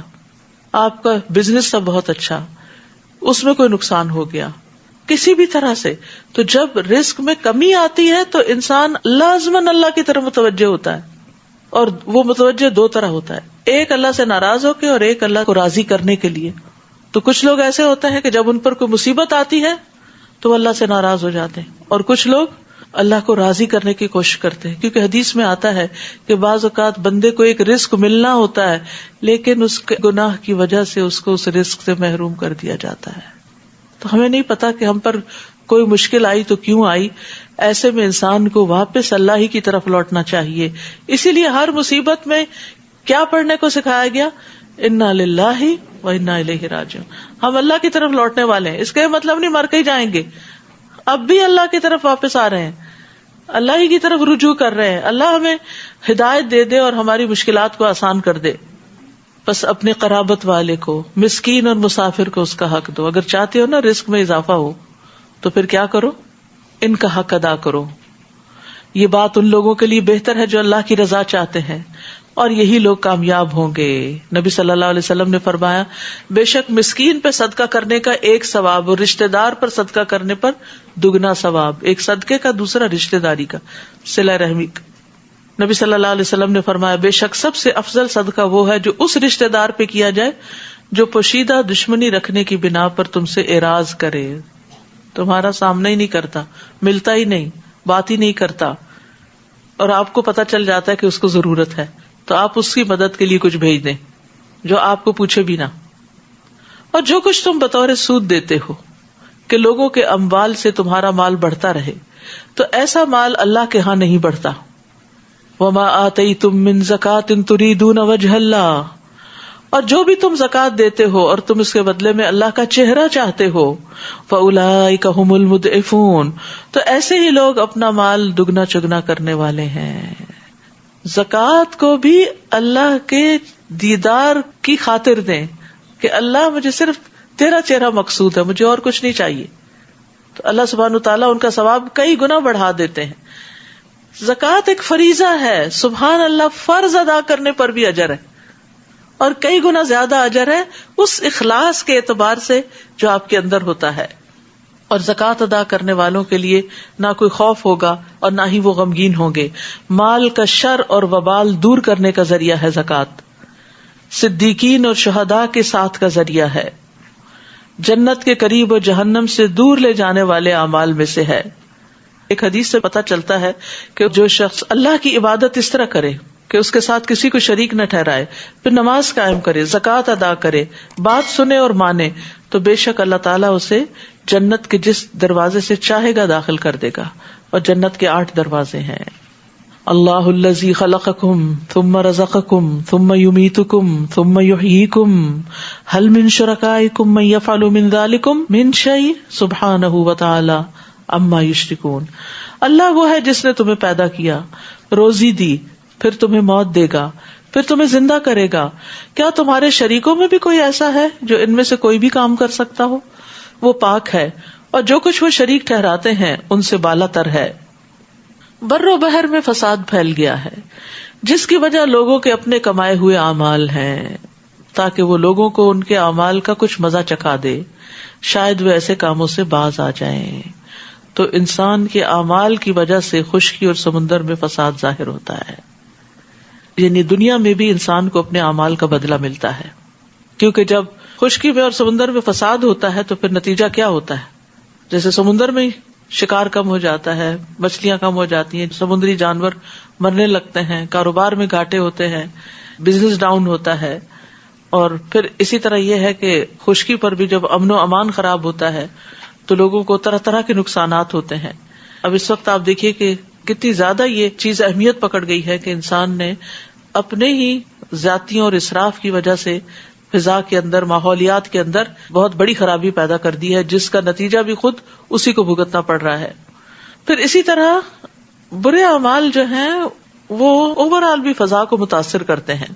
حضرت عائشہ نے ایک بات حضرت صفیہ کے بارے میں کہی تھی, تو آپ نے فرمایا تم نے ایسا کلمہ کہا کہ اگر سمندر میں ڈال کر گھلایا جائے تو سمندر کڑوا ہو جائے.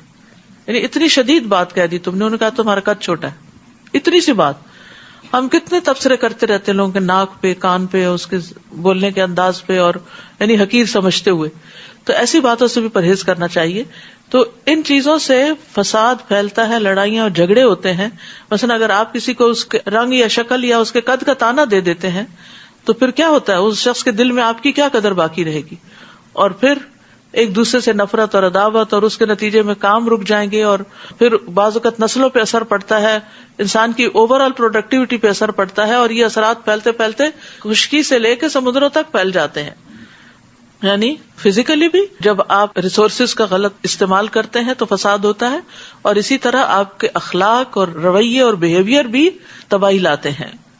جیسے حدیث میں آتا ہے جب لوگ ماپ تول میں کمی کرتے ہیں تو انہیں قحط سالیاں، سخت تکلیفیں اور بادشاہوں کے ظلم دبوچ لیتے ہیں. جب کسی قوم میں بدکاری عام ہو جاتی ہے اور وہ اعلانیہ اس کا ارتکاب کرتے ہیں تو ان میں طاعون اور مختلف بیماریاں جو ان کے پہلوں میں نہیں تھی وہ پھیل جاتی ہیں. اسی طرح جو زکوٰۃ نہیں دیتے تو آسمان سے بارش کا نزول بند ہو جاتا ہے. قل سیروا فی الارض فانظروا کیف کان عاقبۃ الذین من قبل کان اکثرهم مشرکین. آپ ان سے کہیے ذرا زمین میں چل پھر کر تو دیکھو کہ جو لوگ تم سے پہلے تھے ان کا انجام کیسا ہوا، ان میں سے اکثر مشرک ہی تھے. بس اے نبی اپنی توجہ درست اور متوازن دین کی طرف مرکوز کیجیے، اس سے پہلے کہ وہ دن آ جائے جس کی اللہ تعالیٰ کی طرف سے ٹلنے کی کوئی صورت نہیں. اس دن لوگ جدا جدا ہو جائیں گے، الگ الگ ہو جائیں گے، کوئی کسی کو نہیں پوچھے گا. جس نے کفر کیا تو اس کا وبال اسی پر ہے، اور جس نے نیک عمل کیے تو وہ اپنی ہی فلاح کی راہ ہموار کر رہے ہیں، تاکہ جو لوگ ایمان لائے اور نیک عمل کرتے رہے انہیں اپنی مہربانی سے اس کا بدلہ دے. وہ یقیناً کافروں کو پسند نہیں کرتا، اور اس کی نشانیوں میں سے ایک یہ ہے کہ وہ ہواؤں کو خوشخبری دینے والی بنا کر بھیجتا ہے، اور اس لیے کہ تمہیں اپنی رحمت سے لطف اندوز کرے، نیز اس لیے کہ اس کے حکم سے کشتیاں چلیں اور تم اس کا فضل تلاش کرو اور اس کے شکر گزار بنو. تو یاد رکھیے ہوا بھی اللہ کی نشانی میں سے ایک نشانی ہے، اور اللہ تعالیٰ ہی اس کو چھوڑتا ہے. اس لیے اگر ہوا تیز ہو اور کچھ اڑا کے لے جائے تو ہوا کو گالی نہ دیں، ہوا کو برا بلا نہ کہیں. رسول اللہ صلی اللہ علیہ وسلم نے فرمایا ہوا اللہ کی رحمت میں سے ہے، تو جب اس کو دیکھو تو پھر اس کو برا نہ کہو، بلکہ اللہ سے خیر کا سوال کرو اور شر سے پناہ مانگو. ایک اور حدیث میں آتا ہے ہوا کو لان تان نہ کرو، کیونکہ یہ تو اللہ کے حکم کی پابند ہے. جس نے کسی ایسی چیز پر لعنت کی جو اس کی مستحق نہ ہو تو وہ لعنت پلٹ کر اسی پہ پڑتی ہے جو لعنت بھیج رہا ہو. تو یہ ایک حقیقت ہے کہ ہوا جہاں اللہ کی رحمت ہے وہاں قوموں پر عذاب بھی لائی ہے. بہرحال عام طور پر جو ہوا چلتی ہے اس کے بڑے فائدے ہیں. وَلَقَدْ أَرْسَلْنَا مِن قَبْلِكَ رُسُلًا إِلَىٰ قَوْمِهِمْ فَجَاءُوهُمْ بِالْبَيِّنَاتِ. اور آپ سے پہلے ہم نے کئی رسول ان کی قوموں کی طرف بھیجے جو روشن دلیلیں لے کر ان کے پاس آئے. پھر جو لوگ مجرم تھے ہم نے ان سے انتقام لے لیا، اور مومنوں کی مدد کرنا ہمارا حق تھا. اللہ وہ ہے جو ہوائیں بھیجتا ہے تو وہ بادل کو اٹھا لاتی ہیں، پھر اللہ جیسے چاہتا ہے اس بادل کو آسمان میں پھیلا دیتا ہے اور اسے ٹکڑیاں بنا دیتا ہے. پھر تو دیکھتا ہے کہ بارش کے قطرے اس میں سے نکل آتے ہیں. پھر جب اللہ اپنے بندوں میں سے جن پر چاہے بارش برسا دیتا ہے تو وہ خوش ہو جاتے ہیں. اور یہ سارا منظر ہم دیکھتے رہتے ہیں، ہوا چلتی ہے، بادل آتے ہیں، پھر بادل اکٹھے ہوتے ہیں، پھر بارش برستی ہے، پھر بندے خوش ہو جاتے ہیں کیونکہ فضا دھل جاتی ہے، ہر چیز نکھر جاتی ہے. تو اس کے فائدے ہی فائدے ہیں ایز لانگ ایز وہ اپنی لمٹ کے اندر ہو. حالانکہ وہ اس بارش کے برسنے سے پہلے مایوس ہو چکے تھے. فانظر الی آثار رحمت اللہ. اب اللہ کی رحمت کے نتائج پر غور کیجئے کہ وہ کیسے زمین کو مردہ ہونے کے بعد زندہ کر دیتا ہے. یقیناً وہی مردوں کو زندگی بخشنے والا اور وہی ہر چیز پر قادر ہے. اور اگر ہم ایسی ہوا بھیج دیں جس کے اثر سے وہ اپنی کھیتی کو زرد پڑتا دیکھیں تو اس کے بعد وہ ناشکری کرتے ہیں. یعنی جب ہوا تکلیف لاتی ہے تو پھر توبہ کرنے کی بجائے ناشکری کرنے لگ جاتے ہیں. فَإِنَّكَ لَا تُسْمِعُ الْمَوْتَىٰ وَلَا تُسْمِعُ الصُّمَّ الدُّعَاءَ إِذَا وَلَّوْا مُدْبِرِينَ. اے نبی آپ تو نہ مردوں کو سنا سکتے ہیں اور نہ بہروں کو اپنی پکار سنا سکتے ہیں جبکہ وہ پیٹ پھیرے بھاگے جا رہے ہوں، اور نہ ہی آپ اندھوں کو ان کی گمراہی سے نکال کر ہدایت دے سکتے ہیں.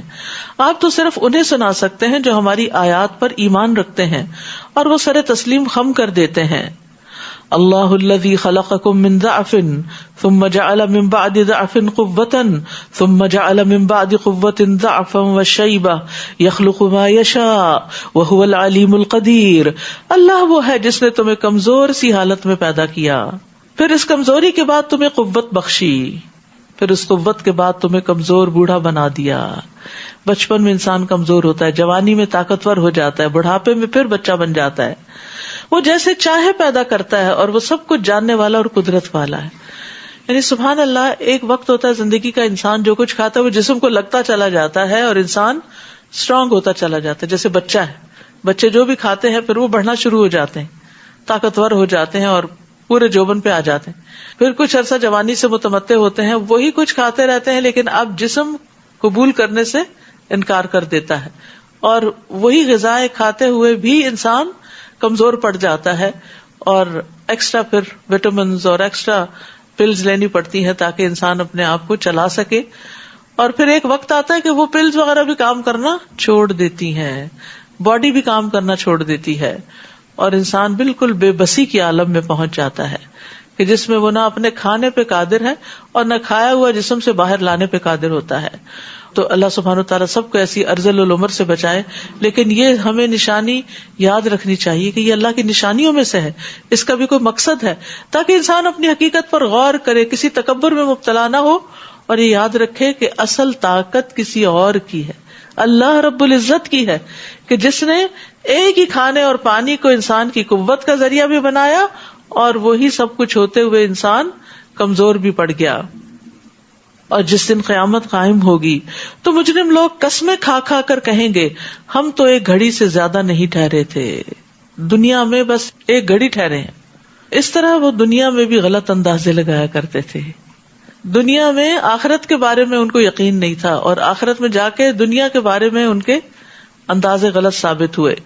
وقال الذین اوتوا العلم والایمان, اور جنہیں علم اور ایمان دیا گیا تھا وہ کہیں گے تم تو اللہ کی کتاب کے مطابق روز حشر تک پڑے رہے, سو یہی ہے حشر کا دن, لیکن تم تو اسے حق نہ جانتے تھے. فَيَوْمَئِذٍ لَا يَنْفَعُ الَّذِينَ ظَلَمُوا مَعْذِرَتُهُمْ وَلَا هُمْ يُسْتَعْتَبُونَ, بس اس دن ظالموں کو نہ ان کی معذرت کچھ فائدہ دے گی اور نہ ہی ان سے مطالبہ کیا جائے گا کہ وہ رب کو راضی کر لیں. ہم نے اس قرآن میں لوگوں کے لیے ہر طرح کی مثالیں بیان کر دی ہیں, اور اگر آپ ان کے پاس کوئی معجزہ لے بھی آئیں تو کافر لوگ یہی کہیں گے کہ تم جھوٹے ہو. اسی طرح اللہ ان لوگوں کے دلوں پہ مہر لگا دیتا ہے جو حق بات کو نہیں سمجھتے. فاصبر ان وعد اللہ حق ولا یستخفنک الذین لا یوقنون, لہذا آپ صبر کیجئے, اللہ کا وعدہ سچا ہے, ایسا نہ ہو کہ جو لوگ یقین نہیں کرتے وہ آپ کو ہلکا بنا دیں. سورۃ لقمان. بسم اللہ الرحمن الرحیم. الف لام میم تلک آیات الکتاب الحکیم ہدی ورحمۃ للمحسنین الذین یقیمون الصلاة ویؤتون الزکاة وهم بالآخرة هم یوقنون. شروع کرتی ہوں اللہ کے نام سے جو بے انتہا مہربان نہایت رحم فرمانے والا ہے. الف لام میم, یہ حکمت والی کتاب کی آیات ہیں جو نیکوکار لوگوں کے لیے, محسنین کے لیے ہدایت اور رحمت ہیں. کون ہے یہ محسن؟ الذین یقیمون الصلاۃ, یہ وہ ہیں جو نماز قائم کرتے ہیں. ویؤتون الزکاۃ, جو زکوٰۃ ادا کرتے ہیں. وہم بالآخرۃ ہم یوقنون, اور آخرت پر وہ یقین رکھتے ہیں. تو محسن وہ ہے جو اللہ کے عائد کردہ فرائض کی پابندی کرے, جس کا ایمان بھی درست ہو اور عمل بھی درست ہو. اولئک علی ھدی من ربہم واولئک ھم المفلحون, یہی لوگ اپنے رب کی طرف سے سیدھی راہ پر ہیں اور یہی لوگ فلاح پانے والے ہیں. سورۃ البقرہ میں یہی صفات بتائی گئی متقین کی, اور یہاں بتائی جا رہی ہیں محسنین کی. ان سب چیزوں کے ہوتے ہوئے, ان ہدایات کے ہوتے ہوئے لوگوں کا طرز عمل کیا ہے؟ وَمِنَ النَّاسِ مَن يَشْتَرِي لَهْوَ الْحَدِيثِ لِيُضِلَّ عَن سَبِيلِ اللَّهِ بِغَيْرِ عِلْمٍ وَيَتَّخِذَهَا هُزُوًا أُولَٰئِكَ لَهُمْ عَذَابٌ مُّهِينٌ. لوگوں میں کوئی ایسا ہے جو اس لیے بےہودہ باتیں خریدتا ہے کہ بغیر علم کے اللہ کی راہ سے بہکا دے, یعنی قرآن کے مقابلے میں لغویات لے آتا ہے اور اس کا مذاق اڑائے. یعنی جو لوگ اور طرح کی کتابیں پڑھتے رہتے ہیں جو اللہ اور اس کے رسول اور دین اور ایمان سے بالکل کوئی تعلق نہیں رکھتی, تو پھر عموماً انسان کے اندر ایک ایسا رویہ ڈیولپ ہو جاتا ہے کہ انسان دین کا, قرآن کا, اس علم کا مذاق اڑانے لگتا ہے. ایسے ہی لوگوں کے لیے رسوا کن عذاب ہے. تو لغویات جو ہیں وہ انسان کو غافل کر دیتی ہیں, اور لہو الحدیث جو ہے وہ ایسی بات, ایسا علم یا ایسی چیز ہے جن کے ساتھ اپنا وقت انسان گزارتا ہے، وہ انسان کو اپنے اندر مشغول کر لیتی ہیں اور ان سے وہ لذت بھی حاصل کرتا ہے، یعنی اس کو ایک ایڈکشن ہو جاتی ہے، چاہے وہ کتابیں ہوں، کوئی سیریز ہوں، چاہے وہ گیت گانا ہو، یا وہ ایسی چیزیں جس کی طرف انسان کی حیوانی طبیعت مائل ہوتی ہو، یعنی جو اس کی خواہش نفس کو ہوا دینے والی ہوں، جو بے فائدہ ہوں، جن سے انسان نان سیریس ہو، جن سے انسان اللہ کے راستے سے بھٹکتا ہو یا بھٹکاتا ہو. تو قتادہ اس آیت کی تفسیر میں کہتے ہیں ممکن ہے اس نے مال کے ساتھ نہ خریدا ہو بلکہ اسے اچھا جانا ہو تو یہ بھی اس کا خریدنا ہے. ابن کثیر کہتے ہیں کہ آدمی کی ضلالت و گمراہی کے لیے یہی کافی ہے کہ وہ سچی اور حق باتوں کی بجائے جھوٹی حکایتوں اور نقصان دہ کو فائدہ مند چیز پر ترجیح دے. تو اس سے یہ پتہ چلتا ہے کہ کوئی بھی چیز جو انسان کو غافل کرنے والی ہو، انسان کو اپنے اندر اتنی مشغول کر لے، انسان اس کو پا کر اتنا انجوائے کرے کہ وہ اپنے دین، ایمان، آخرت ہر چیز کو بھول جائے، تو وہ چیز اس کے لیے ناپسندیدہ ہے. اور بعض علماء نے لہو الحدیث کا معنی گانا کیا ہے، یعنی گانا بجانا. عبداللہ بن دینار کہتے ہیں کہ میں عبداللہ بن عمر کے ساتھ گیا، وہ ایک چھوٹی سی لڑکی کے پاس سے گزرے جو گا رہی تھی. اس پر ابن عمر نے کہا شیطان اگر کسی کو چھوڑتا تو اسی کو چھوڑ دیتا. پھر اسی طرح ابن مسعود سے اس آیت کے بارے میں پوچھا گیا تو انہوں نے کہا اللہ کی قسم وہ ذات جس کے علاوہ کوئی الہ نہیں، اس لہو الحدیث سے مراد گانا ہے. آپ قسم اٹھا کر اس بات کو 3 دفعہ دہراتے تھے. ابراہیم نخی کہتے ہیں کہ گیت دل میں نفاق کو اگاتا ہے، منافقت پیدا ہوتی ہے اور پھر یہ قرآن سے بھی غافل کر دیتا ہے. وَإِذَا تُتْلَى عَلَيْهِ آيَاتُنَا وَلَّى مُسْتَكْبِرًا. اب وہ ایسا مزاج بن جاتا ہے کہ ایسے لوگوں کو جب قرآن کی آیات پڑھ کے سنائی جاتی ہیں تو وہ تکبر سے یوں منہ پھیر لیتا ہے جیسے اس نے کچھ سنا ہی نہ ہو، گویا اس کے کانوں میں بوجھ ہے. آپ اسے دردناک عذاب کی خوشخبری دے دیجئے. البتہ جو لوگ ایمان لائے اور نیک عمل کیے ان کے لیے نعمتوں والے باغ ہیں جن میں وہ ہمیشہ رہیں گے. یہ اللہ کا سچا وعدہ ہے اور وہ ہر چیز پر غالب ہے اور حکمت والا ہے. اس نے آسمانوں کو بغیر ستونوں کے پیدا کیا جیسا کہ تم انہیں دیکھتے ہو کہ کوئی ستون نظر نہیں آتے لیکن چھت نظر آتی ہے. اور زمین میں پہاڑ رکھ دیے تاکہ وہ تمہیں لے کر ہچکولے نہ کھائے، اور اس میں ہر طرح کے جاندار پھیلا دیے. نیز ہم نے آسمان سے پانی برسایا جس سے ہم نے زمین میں ہر قسم کی عمدہ اجناس اگا دیں. یہ تو ہے اللہ کی مخلوق. اب مجھے دکھاؤ کہ اللہ کے سوا دوسرے معبودوں نے کیا کچھ پیدا کیا ہے، بلکہ یہ ظالم سری گمراہی میں پڑے ہوئے ہیں. وَلَقَدْ آتَيْنَا لُقْمَانَ الْحِكْمَةَ، اور ہم نے لقمان کو حکمت عطا کی تھی. حکمت وَمَن يُؤْتَ الْحِكْمَةَ فَقَدْ أُوتِيَ خَيْرًا كَثِيرًا، اور جس کو حکمت مل گئی اس سے بہت بڑی نیکی مل گئی، بہت بڑی خیر مل گئی، نیکیاں کمانے کا موقع مل گیا. لقمان نبی نہیں تھے لیکن ایک بہت سمجھدار انسان تھے، اور ان کی باتوں سے جو آگے اللہ تعالیٰ نے قرآن مجید میں بیان کر دی ہیں بہت خوبصورت انداز میں، اس سے اندازہ ہوتا ہے کہ وہ کتنے سمجھدار تھے.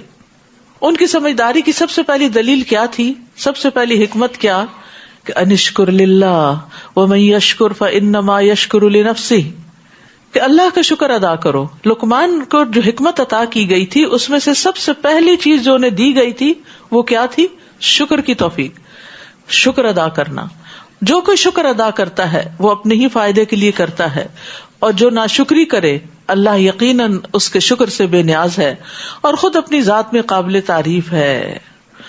وَإِذْ قَالَ لُقْمَانُ لِابْنِهِ، یہ آیات جو ہیں یہ پیرنٹنگ سے تعلق رکھتی ہیں اور بہت ہی زبردست ٹپس ہیں ان میں بچوں کی تربیت کے حوالے سے.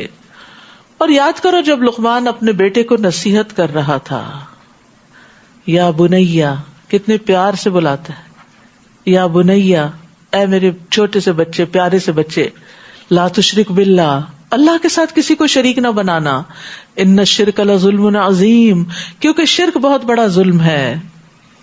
یاد رکھیے سب سے پہلی چیز جسے مضبوط کرنے کی ضرورت ہے وہ ہے درست عقیدہ.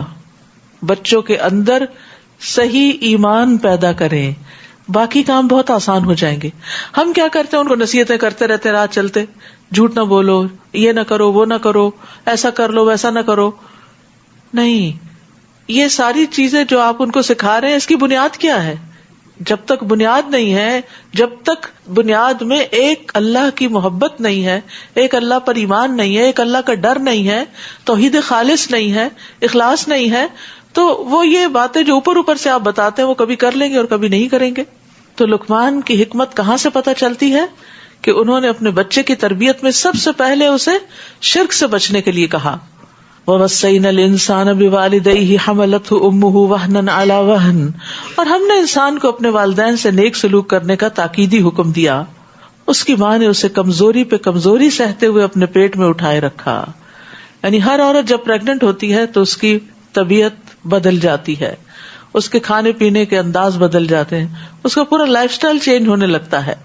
اور کم و بیش کچھ لوگ زیادہ متاثر ہوتے ہیں اور کچھ کم ہوتے ہیں، لیکن جسمانی تبدیلیوں کی وجہ سے وہ اپنے اندر نقاہت، کمزوری محسوس کرتی ہے. اور 2 سال اس کے دودھ چھڑانے میں لگے، اسی لیے یہ حکم دیا کہ میرا شکر ادا کرو اور اپنے والدین کا بھی شکر ادا کرو، میرے ہی پاس تجھے لوٹ کر آنا ہے. یہاں پر دوبارہ شکر کی تلقین کی گئی ہے، جو اللہ کا بھی ہوتا ہے اور بندوں کا بھی ہوتا ہے. اور کس بات پر؟ سب سے پہلے ایمان کی نعمت پر ہمیں اللہ کا شکر ادا کرنا چاہیے، پھر تربیت کی نعمت پر والدین کا شکر ادا کرنا چاہیے. یعنی نعمت ایمان پر اللہ کا شکر، انشکر لی ولوالدیک، والدین کا شکر ہم کیا کہہ کے کہیں کہ آپ کا بہت شکریہ اور بہت گریٹفل ہے ہم کہ آپ نے ہم سب بہن بھائیوں کی اچھی تربیت کی، ان کو لکھایا پڑھایا. یعنی ماضی کے وہ حالات اور قربانیاں جو والدین نے آپ کے لیے کی، ان کا تذکرہ کرتے ہوئے ان کو تسلی دلانی چاہیے کہ ہم آپ کے فیتھ فل ہیں اور آپ کے شکر گزار ہیں. سفیان ابن عیینہ کہتے ہیں جو 5 نمازیں ادا کرتا ہے گویا اس نے اللہ کا شکر ادا کر دیا، اور جو ہر نماز کے بعد والدین کے لیے دعا کرتا ہے تو گویا اس نے دونوں کا شکر ادا کر دیا، کیونکہ یہاں 2 شکر ادا کرنے کی بات ہو رہی ہے. تو نماز پڑھنے والا اللہ کا شکر ادا کر رہا ہے، اور نماز کے بعد ماں باپ کے لیے دعا کرنے والا والدین کا شکر گزار ہے. تو اپنی نماز کے بعد رب ارحمہما کما ربیانی صغیرہ کہنا نہ بھولیں. اور پھر یہاں خاص طور پر ماں کا ذکر کیا گیا کہ ماں نے تربیت میں زیادہ حصہ ڈالا، محنت مشقت کی، دن رات اس کے ساتھ جاگی تھکی، تاکہ اولاد کو یاد دہانی رہے کہ والدین نے اس کے ساتھ کیا کیا احسان کیے ہیں. وَإِن جَاهَدَاكَ عَلَىٰ أَن تُشْرِكَ بِي مَا لَيْسَ لَكَ بِهِ عِلْمٌ فَلَا تُطِعْهُمَا، اور اگر وہ تجھ پر دباؤ ڈالے کہ تو میرے ساتھ کسی ایسی چیز کو شریک بنائے جس کا تجھے کچھ بھی علم نہیں، تو ان کا کہنا نہ مان. البتہ دنیاوی معاملات میں ان سے بھلائی کے ساتھ رفاقت کرنا، مگر پیروی اس شخص کی راہ کی کرنا جس نے میری طرف رجوع کیا ہو. پھر تمہیں میرے ہی پاس لوٹ کر آنا ہے تو میں تمہیں بتا دوں گا کہ تم کیا کرتے تھے. یا بنیا، پھر یا بنیا کہتے ہیں. سبحان اللہ، جب تک بچوں کو آپ پیار نہ دیں، آپ ان کو اعتماد نہ دیں، آپ ان کو کانفیڈینس نہ دیں تو آپ کی بات نہیں سنتے. اس لیے یہ کہنا بچے سنتے نہیں ہر ماں کا تکیہ کلام بن چکا ہے. تو ان ماؤں سے پوچھا جائے آپ سناتے کیسے ہیں کہ وہ نہیں سنتے. آپ کے بچے ہیں، آپ نے پیدا کیا، وجہ معلوم کرے کیوں نہیں سن رہے. کہیں ایسا تو نہیں کہ آپ کا کوئی طرز عمل ان کو اریٹیٹ کر رہا ہو، یا آپ کا بلانے کا یا نصیحت کرنے کا انداز. کیونکہ بچے بعض اوقات ماں باپ کو اوائڈ کیوں کرتے ہیں کہ جب ہمیں دیکھیں گے کوئی نصیحت کریں گے تو وہ ہر وقت کی نصیحتیں نہیں سننا چاہتے، تو آتے ہیں اور اپنے کمرے میں بند ہو جاتے ہیں. جب آپ جاگتے ہیں تو وہ سوتے ہیں، اور جب آپ سوتے ہیں تو وہ جاگتے ہیں. یہ اسکیپ کا طریقہ ہے ماں باپ سے، کیونکہ ماں باپ سے محبت نہیں ملتی، صرف تانے ملتے ہیں. ماں باپ سے کوئی شفقت نہیں ملتی، صرف تنقید ملتی ہے.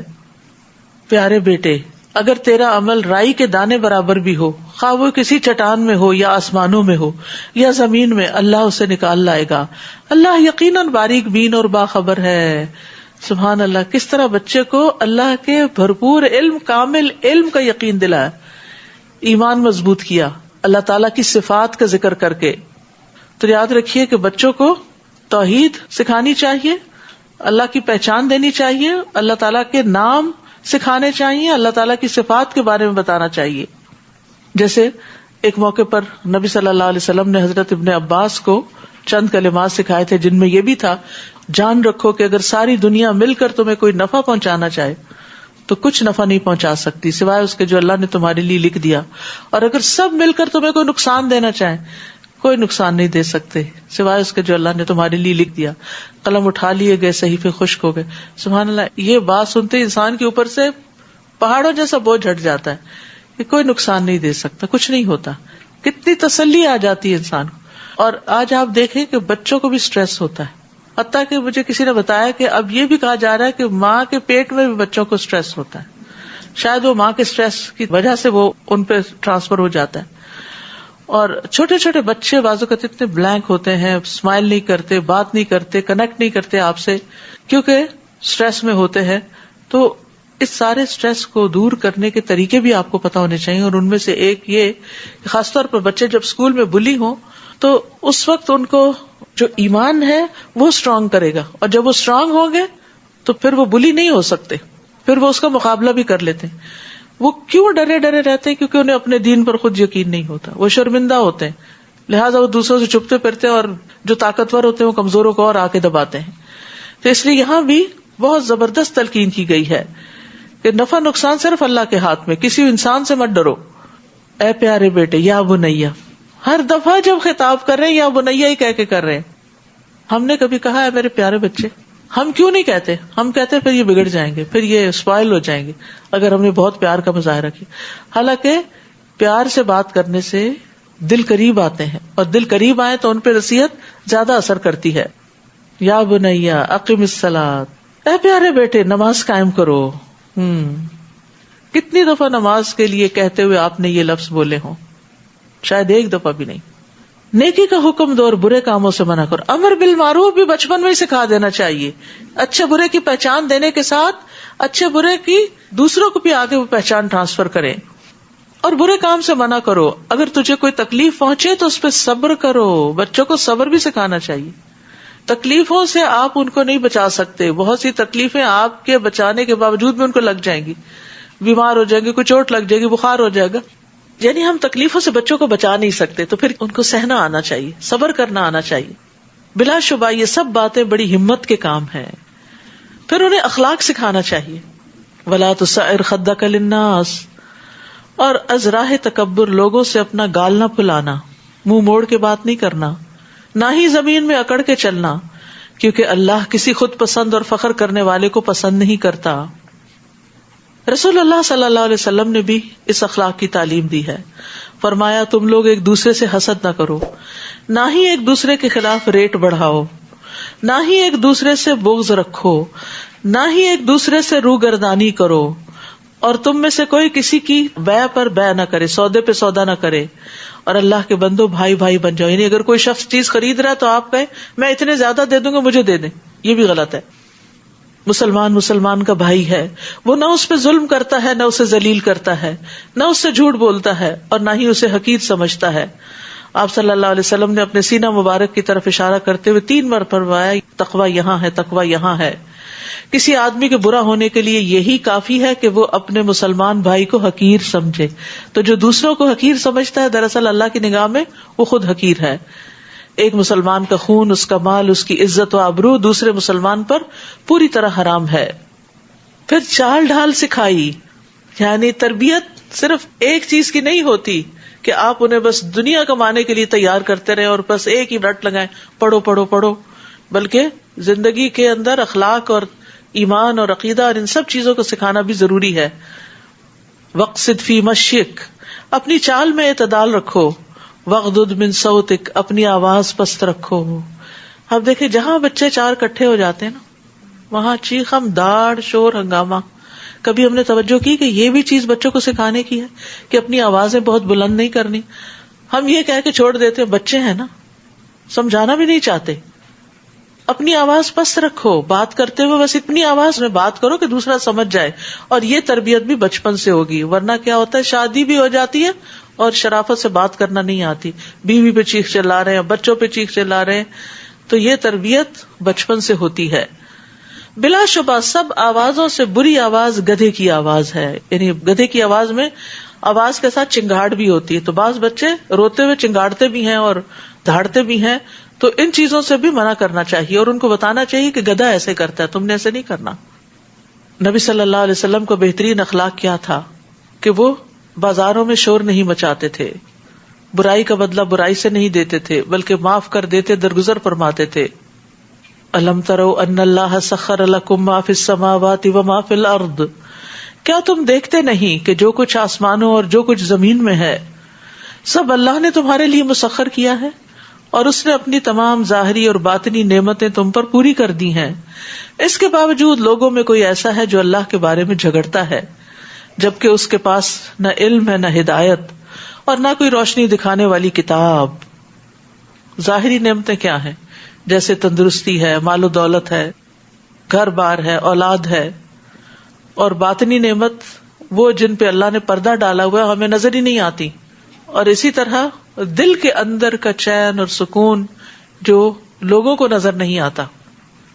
اور جب انہیں کہا جاتا ہے کہ جو کچھ اللہ نے نازل کیا ہے اس کی پیروی کرو, یعنی قرآن و سنت کی پیروی کرو, تو کہتے ہیں نہیں, بلکہ ہم تو اسی چیز کی پیروی کریں گے جس پر ہم نے اپنے آباء و اجداد کو پایا ہے.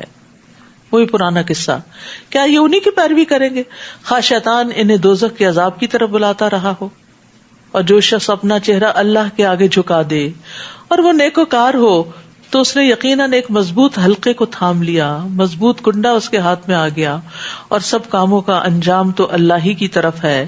اور جس نے کفر کیا تو اس کا کفر آپ کو غمزدہ نہ کرے, انہیں ہماری طرف ہی آنا ہے, پھر ہم انہیں بتا دیں گے جو کچھ وہ کرتے رہے. اللہ تعالیٰ یقیناً دلوں کے راز تک جانتا ہے. نمتعہم قلیلا ثم نضطرہم الی عذاب غلیظ, ہم انہیں تھوڑی مدت تک مزہ کرنے کا موقع دے رہے ہیں, پھر انہیں بے بس کر کے سخت عذاب کی طرف کھینچ لائیں گے. اور اگر آپ ان سے پوچھیں کہ آسمانوں اور زمین کو کس نے پیدا کیا تو فوراً کہیں گے کہ اللہ نے. آپ کہیے کہ سب تعریف اللہ ہی کے لیے ہے, لیکن اکثر لوگ جانتے نہیں. بہت سے لوگ اللہ کی تعریف کرتے ہی نہیں. اگر انہیں یہ پتا ہوتا کہ تعریف اللہ کے لیے تو پھر وہ تعریف کرنے میں دیر نہ لگاتے. جو کچھ آسمانوں اور زمین میں ہے وہ اللہ ہی کا ہے, بے شک اللہ ہی بے نیاز اور قابل تعریف ہے. اور زمین میں جتنے درخت ہیں اگر وہ سب قلمیں بن جائیں اور سمندر روشنائی بن جائے, پھر اس کے بعد 7 مزید سمندر بھی روشنائی مہیا کرے, تو بھی اللہ کی باتیں ختم نہ ہوں گی. بلا شبہ اللہ غالب حکمت والا ہے. ما خلقکم ولا بعثکم الا کنفس واحدہ, تم سب کو پیدا کرنا اور دوبارہ زندہ کر کے اٹھا دینا اللہ کے لیے ایسا ہی ہے جیسے صرف ایک نفس کو پیدا کرنا. ان اللہ سمیع بصیر, بے شک اللہ سب کچھ سننے والا دیکھنے والا ہے. کیا تم دیکھتے نہیں کہ اللہ رات کو دن میں اور دن کو رات میں داخل کرتا ہے, اور اس نے سورج اور چاند کو مسخر کیا ہے, ہر ایک مقررہ وقت تک چلتا رہے گا, اور جو کچھ تم کرتے ہو اللہ اس سے باخبر ہے. یہ اس لیے کہ اللہ ہی حق ہے, اور اس کے علاوہ جنہیں وہ پکارتے ہیں وہ سب باطل ہیں, اور اللہ ہی بلند شان اور کبریائی والا ہے. کیا تم دیکھتے نہیں کہ اللہ اپنی مہربانی سے سمندر میں کشتی چلاتا ہے تاکہ تمہیں اپنی نشانیاں دکھائے. اس میں ہر صابر و شاکر کے لیے بہت سی نشانیاں ہیں. یاد رکھیے سمندر کے سفر میں جس طرح ستارے نظر آتے ہیں وہ خشکی پر نظر نہیں آتے, کیونکہ عموماً خشکی پر کیا ہوتا ہے جہاں آپ رہتے ہیں بہت سی روشنیاں ہوتی ہیں, وہ ماند پڑ جاتے ہیں اور وہ روشنیاں پھر نظر نہیں آتی. اسی طرح سورج کا نکلنا, غروب ہونا, اور پھر طرح طرح کی جگہوں کے مشاہدے کرنا, تو یہ اللہ سبحانہ تعالیٰ کی نشانیوں میں سے ہے. لیکن یہ کس کے لیے نشانیاں ہیں؟ ہر صابر و شاکر کے لیے, کیونکہ ان چیزوں کے لیے محنت بھی کرنی پڑتی ہے. یعنی آنکھیں بند کر کے اور سو کے بھی انسان سفر گزار سکتا ہے, لیکن غور و فکر کرتے ہوئے بھی. اور جب ان پر سائبانوں جیسی کوئی موج چھا جاتی ہے, یعنی سمندر کے سفر میں, تو اللہ کی مکمل حاکمیت کو تسلیم کرتے ہوئے خالصتاً اسے پکارتے ہیں. پھر جب وہ انہیں بچا کر خشکی تک لے آتا ہے تو پھر کچھ ہی لوگ حد اعتدال پر رہتے ہیں, اور ہماری نشانیوں کا انکار صرف وہی کرتے ہیں جو عہد توڑنے والے اور سخت ناشکرے ہیں. اے لوگو اپنے رب سے ڈرتے رہو, اور اس دن سے ڈر جاؤ جب نہ تو کوئی باپ اپنے بیٹے کے کچھ کام آئے گا اور نہ بیٹا باپ کے. اللہ کا وعدہ سچا ہے, لہٰذا یہ دنیا کی زندگی تمہیں دھوکے میں نہ ڈالے, اور نہ کوئی دھوکے باز تمہیں اللہ کے بارے میں دھوکے میں ڈالے. یہ دھوکے باز کون ہے؟ شیطان. کہ تمہارے دل میں اللہ کے بارے میں کوئی ایسے خیالات نہ ڈالے یا وسوسے نہ ڈالے کہ تم اللہ سے دور ہو جاؤ یا اس کی اطاعت سے دور ہو جاؤ. قیامت کا علم اللہ ہی کے پاس ہے, وہی بارش برساتا ہے, وہی جانتا ہے کہ ماؤں کے پیٹوں میں کیا کچھ ہے. نہ ہی کوئی یہ جانتا ہے کہ کل کیا کام کرے گا، اور نہ ہی یہ جانتا ہے کہ کس زمین میں وہ مرے گا. اللہ ہی ہے جو سب کچھ جاننے والا اور وہ بڑا باخبر ہے. سورۃ السجدہ. بسم اللہ الرحمن الرحیم. الف لام میم. تنزیل الكتاب لا ریب فیہ من رب العالمین. ام یقولون افتراہ بل هو الحق من ربك لتنذر قوما ما أتاهم من نذير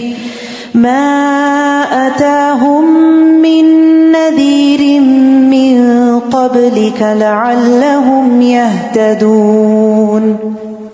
شروع کرتی ہوں اللہ کے نام سے جو بے انتہا مہربان نہایت رحم فرمانے والا ہے. نبی صلی اللہ علیہ وسلم اس وقت تک نہیں سوتے تھے جب تک سورۃ السجدہ اور تبارک الذی بیدہ الملک نہ پڑھ لیتے. اسی طرح نبی صلی اللہ علیہ وسلم جمعے کے دن فجر کی نماز میں سورۃ السجدہ اور سورۃ الدہر پڑھا کرتے تھے. الف لام میم تنزیل الکتاب لا ریب فیہ من رب العالمین. الف لام میم، اس بات میں کوئی شک نہیں کہ یہ کتاب یعنی قرآن رب العالمین کی طرف سے نازل شدہ ہے. کیا وہ یہ کہتے ہیں کہ اس نبی نے اس قرآن کو خود ہی گھڑ لیا ہے؟ بات یوں نہیں، بلکہ یہ آپ کے رب کی طرف سے حق ہے تاکہ آپ اس قوم کو ڈرائیں جن کے پاس آپ سے پہلے کوئی ڈرانے والا نہیں آیا، شاید وہ ہدایت پا جائیں. اللہ ہی ہے جس نے آسمانوں، زمین اور جو کچھ ان کے درمیان ہے سب کچھ 6 دنوں میں پیدا کیا، پھر عرش پر قائم ہوا.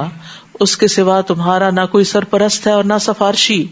کیا تم کوئی سبق حاصل نہیں کرتے؟ وہی آسمان سے زمین تک کے انتظام کی تدبیر کرتا ہے.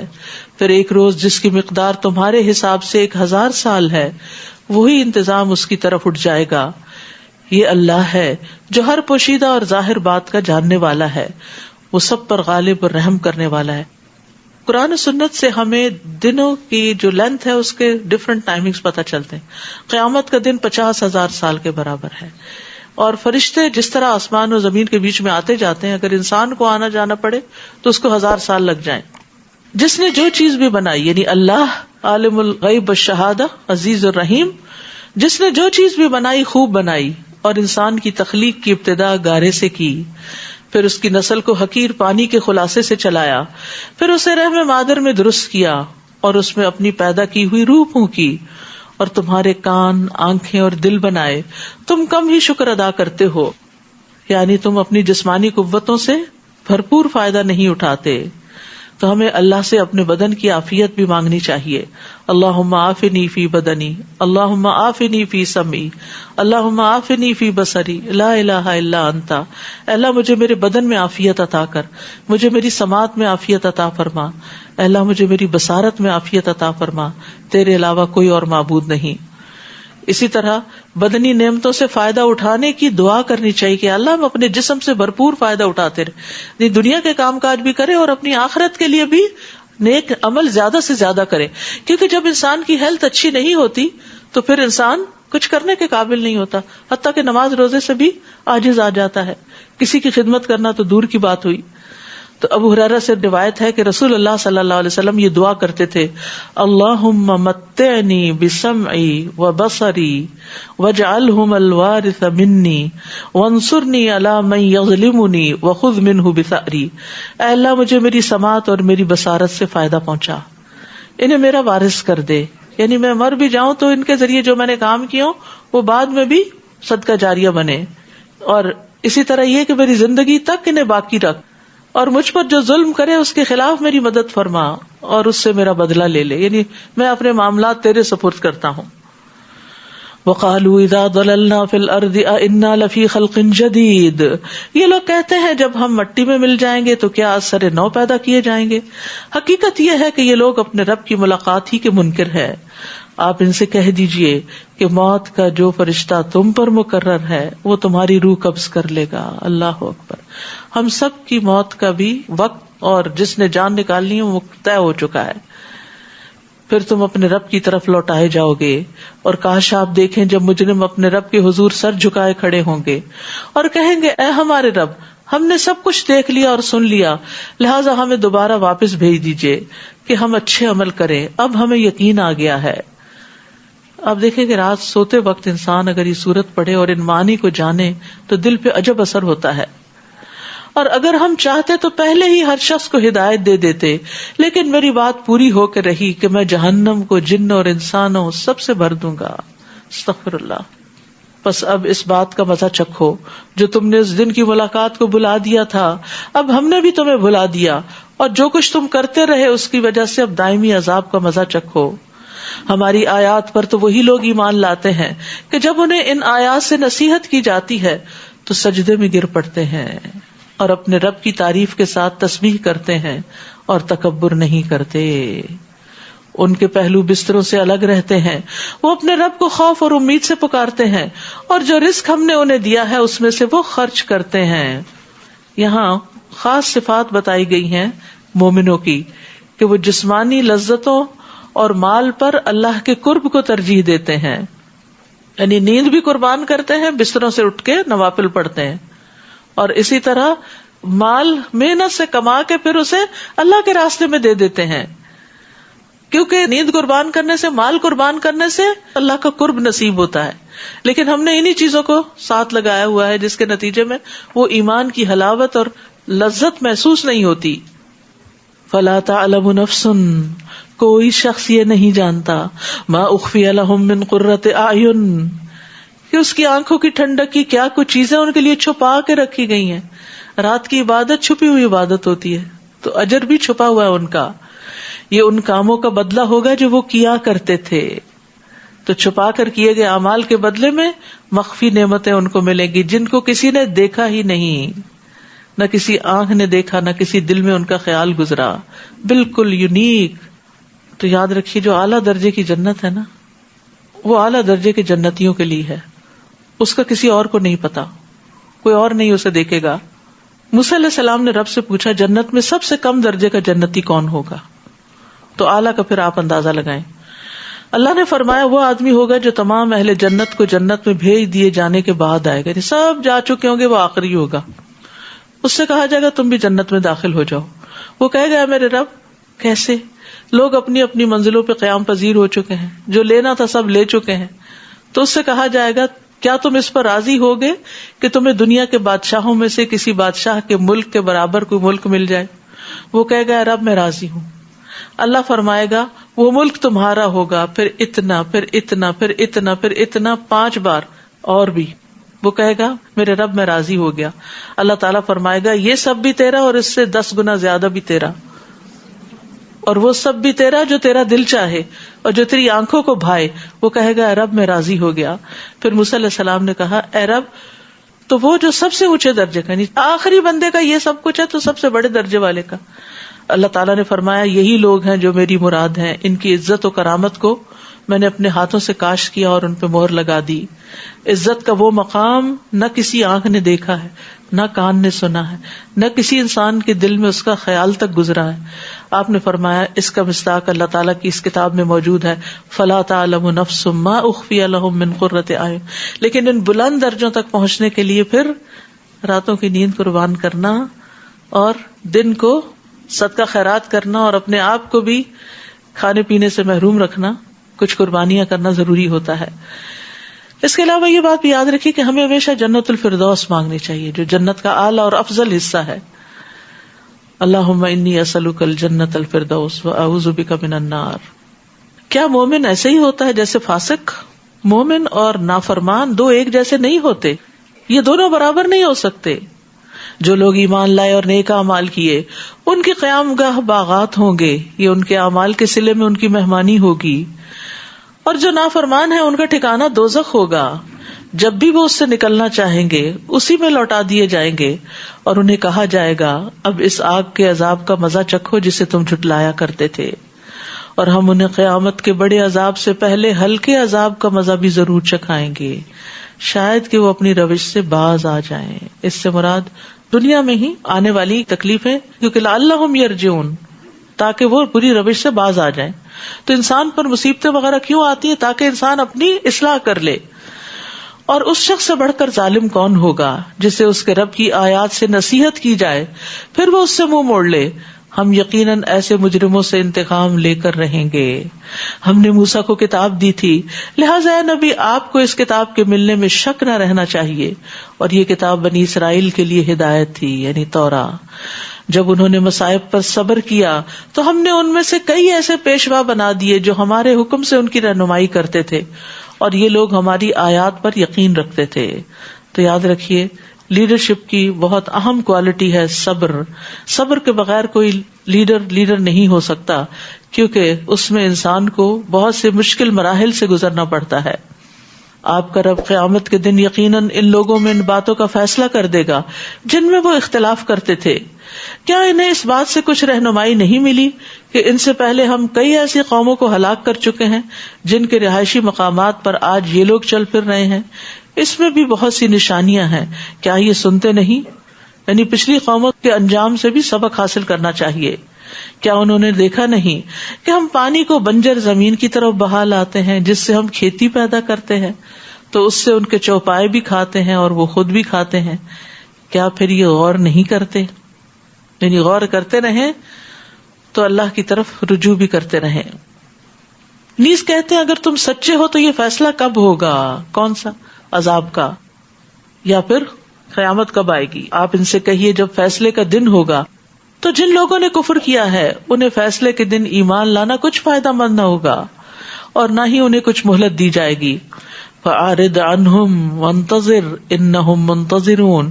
سو آپ ان سے اعراض کیجیے اور انتظار کیجیے، وہ بھی یقیناً انتظار کر رہے ہیں کہ کب فیصلہ ہوتا ہے. سورۃ الاحزاب. بسم اللہ الرحمن الرحیم. یا ایھا النبی اتق اللہ ولا تطع الکافرین والمنافقین ان اللہ کان علیما حکیما. اے نبی اللہ سے ڈرتے رہیے اور کافروں اور منافقوں کا کہنا نہ مانیے، یعنی ان کے پریشر کو نہ لیجیے، کیونکہ وہ چاہتے تھے کہ آپ ہمارے طریقے پہ چلیں. اللہ تعالیٰ یقیناً سب کچھ جاننے والا اور حکمت والا ہے، اور یہی سبق ہم سب کے لیے ہے کہ جو لوگ اللہ سے دور ہیں، اللہ کے نافرمان ہیں، ان کی اطاعت نہ کریں. ہم سمجھتے ہیں کہ وہ شاید ہمارے فائدے کے لیے کچھ کہہ رہے ہیں ہمیں، جبکہ اللہ نے جو دیا ہے وہ زیادہ فائدے کا ہے، کیونکہ اللہ علم والا ہے، حکمت والا ہے. اور جو کچھ آپ کے رب کی طرف سے آپ پر وحی کی جاتی ہے اسی کی اتباع کیجیے، اور تم جو کچھ بھی عمل کرتے ہو اللہ تعالیٰ یقیناً ان سے باخبر ہے. اور اللہ پر بھروسہ کیجیے، اور اللہ کا کارساز ہونا ہی کافی ہے. اللہ نے کسی آدمی کے اندر دو دل نہیں بنائے، نہ ہی تمہاری ان بیویوں کو جن سے تم زہار کرتے ہو تمہاری مائیں بنایا ہے، اور نہ تمہارے منہ بولے بیٹوں کو تمہارے حقیقی بیٹے بنایا ہے. یہ تو تمہارے منہ کی باتیں ہیں، مگر اللہ حقیقی بات کہتا ہے اور وہ صحیح راہ دکھاتا ہے. ان منہ بولے بیٹوں کو ان کے باپوں کے نام سے پکارو. جب کوئی بچہ اڈاپٹ کیا جائے تو باپ کا نام نہیں بدلنا چاہیے. اللہ کے ہاں یہی انصاف کی بات ہے. اور اگر تمہیں ان کے باپوں کے نام کا علم نہ ہو تو وہ تمہارے دینی بھائی اور دوست ہیں، کوئی فرضی نام رکھ لینا چاہیے. اور کوئی بات تم بھول چوک کی بنا پہ کہہ دو تو اس میں تم پر کوئی گرفت نہیں، مگر جو دل کے ارادے سے کہو اس پر ضرور پکڑ ہوگی. اللہ یقیناً معاف کرنے والا، رحم کرنے والا ہے. تو یہاں بہت اہم مسئلہ پتہ چل رہا ہے کہ اڈاپشن کی وجہ سے ولدیت نہیں بدلنی چاہیے. نبی صلی اللہ علیہ وسلم نے فرمایا جو شخص جانتے ہوئے اپنے باپ کے سوا کسی دوسرے کی طرف اپنے آپ کو منسوب کرے تو اس پر جنت حرام ہے. بلا شبہ نبی مومنوں کے لیے ان کی اپنی ذات سے بھی مقدم ہے، اور آپ کی بیویاں مومنوں کی مائیں ہیں، امہات المومنین. اور کتاب اللہ کی روح سے مومنین اور مہاجرین کی نسبت رشتہ دار ایک دوسرے کے ترکے کے زیادہ حقدار ہیں. البتہ اگر تم دوستوں سے کوئی بھلائی کرنا چاہو تو کر سکتے ہو، کتاب اللہ میں یہی کچھ لکھا ہوا ہے. یہ جو وصیت کا خانہ رکھا گیا نا، یہ ایسے ہی لوگوں کو دینے کے لیے ہے جن کے باقاعدہ شریعت میں وراثت کے حصے نہیں مقرر کیے گئے. اور اس عہد کو یاد رکھو جو ہم نے سب نبیوں سے لیا اور آپ سے بھی، اور نوح، ابراہیم، موسیٰ اور عیسیٰ ابن مریم سے بھی. ان سب سے ہم نے پختہ عہد دیا تھا تاکہ اللہ تعالیٰ سچے لوگوں سے ان کی سچائی کے بارے میں سوال کرے، اور کافروں کے لیے ہم نے دردناک عذاب تیار کر رکھا ہے. یا ایھا الذین آمنوا اذکروا نعمت اللہ علیکم، اے ایمان والو اللہ کے اس احسان کو یاد رکھو جب کفار کے لشکر تم پر چڑھ آئے تھے. اشارہ ہے غزوہ خندق کی طرف، جس کو غزوہ احزاب بھی کہا جاتا ہے. احزاب حزب کی جمع ہے جس کا مطلب ہے لشکر. تو ہم نے آندھی اور ایسے لشکر بھیج دیے جو تمہیں نظر نہ آتے تھے، یعنی ان کے مقابلے کے لیے، کیونکہ ان کی تعداد 10,000 کے قریب تھی اور یہ 5 ہجری میں غزوہ ہوا تھا. اور جو کچھ تم کر رہے تھے اللہ اسے خوب دیکھ رہا تھا جب وہ تمہارے اوپر سے اور نیچے سے تم پر چڑھ آئے تھے، یعنی مدینہ کو انہوں نے گھیر لیا تھا. جب آنکھیں پھر گئی تھیں اور کلیجے منہ کو آنے لگے تھے اور تم اللہ تعالیٰ کے متعلق طرح طرح کے گمان کرنے لگے، یعنی اتنا سخت وقت تھا. اس موقع پر مومنوں کی آزمائش کی گئی اور وہ بری طرح ہلا دیے گئے. استغفر اللہ. جبکہ منافق اور وہ لوگ جن کے دلوں میں بیماری تھی وہ یہ کہہ رہے تھے کہ اللہ اور اس کے رسول نے ہم سے جو وعدہ کیا تھا وہ بس دھوکے کا ہی تھا. استغفر اللہ. یہی منافقت ہوتی ہے کہ انسان جب غصے میں آئے تو پرواہ نہ کرے کہ یہ اللہ کی بات ہے، یہ اللہ کا حکم ہے، اس کو بلیٹل کر دے. جبکہ منافق اور وہ لوگ جن کے دلوں میں بیماری تھی یہ کہہ رہے تھے کہ اللہ اور اس کے رسول نے ہم سے جو وعدہ کیا تھا وہ بس ایک دھوکہ ہی تھا. نعوذ باللہ. اور جب ان کا ایک گروہ کہنے لگا یثرب والو آج تمہارے ٹھہرنے کا کوئی موقع نہیں لہذا واپس آ جاؤ، یہ منافقین کا گروہ تھا. اور ان کا ایک گروہ نبی سے واپس جانے کی اجازت مانگ رہا تھا اور کہتا تھا کہ ہمارے گھر غیر محفوظ ہیں، حالانکہ ان کے گھر غیر محفوظ نہیں تھے، وہ تو صرف جنگ سے فرار چاہتے تھے، یعنی بہانے کر کے جنگ سے بھاگنا چاہتے تھے.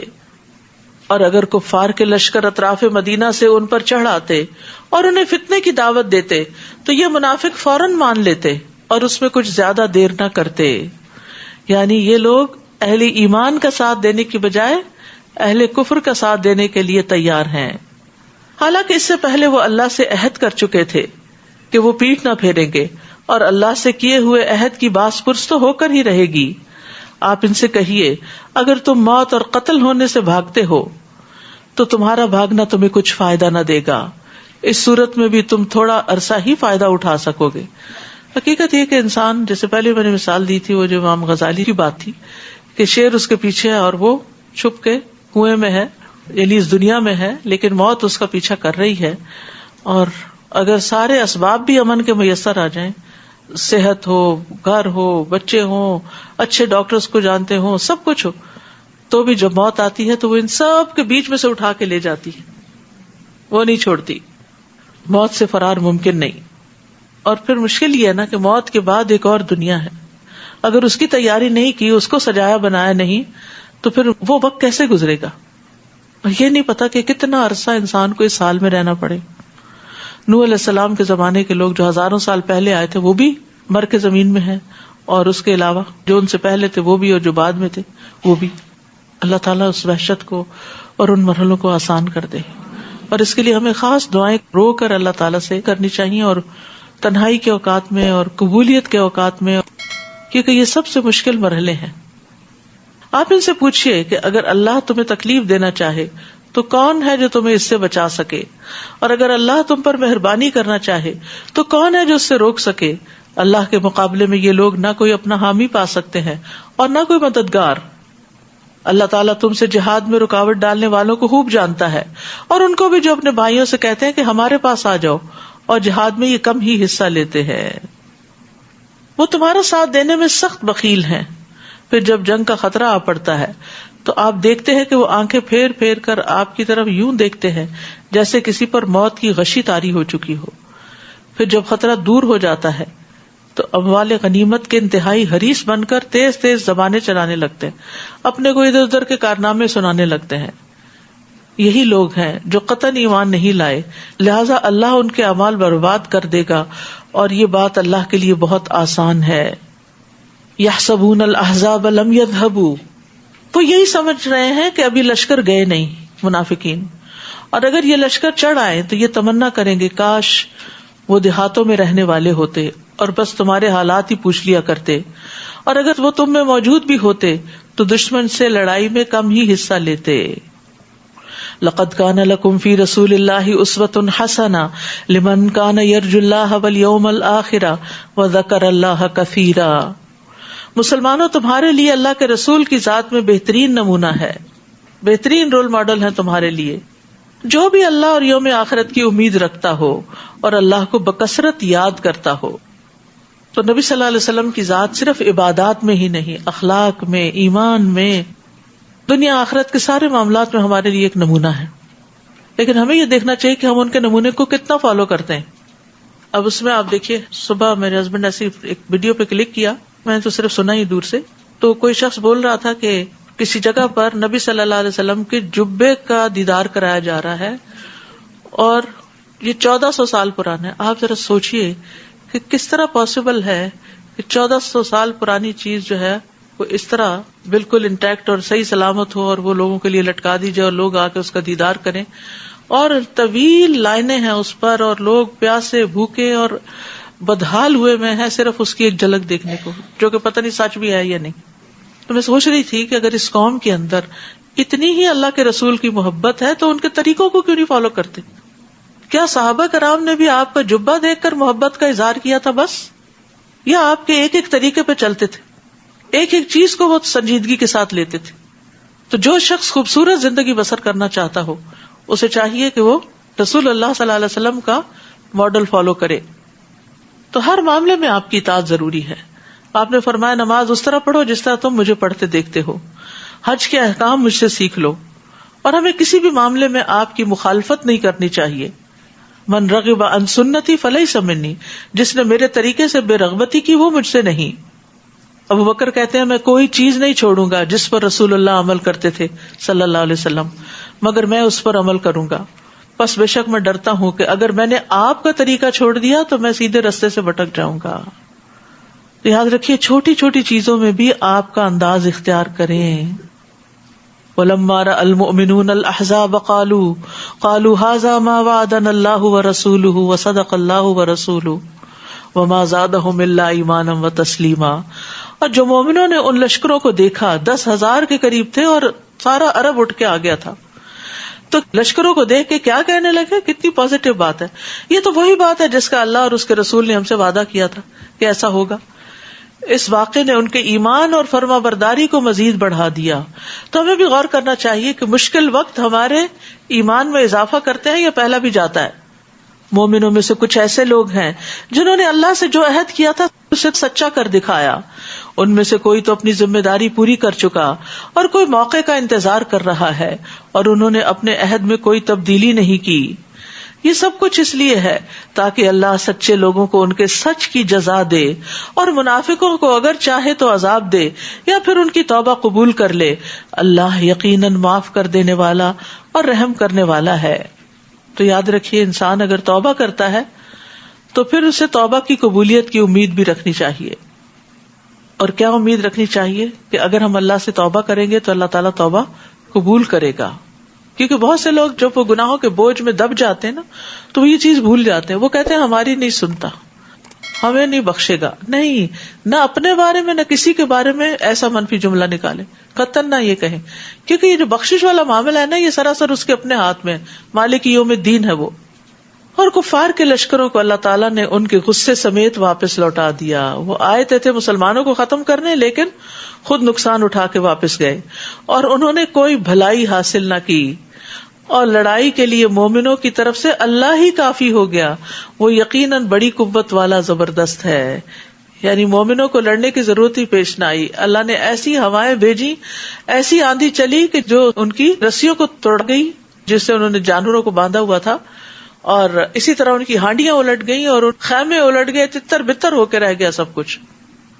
اور اہل کتاب میں سے جنہوں نے کافروں کی مدد کی تھی، بنو قریظہ، انہیں اللہ ان کے قلعوں سے اتار لایا، جس کی تفصیل سورۃ الحشر میں آئے گی.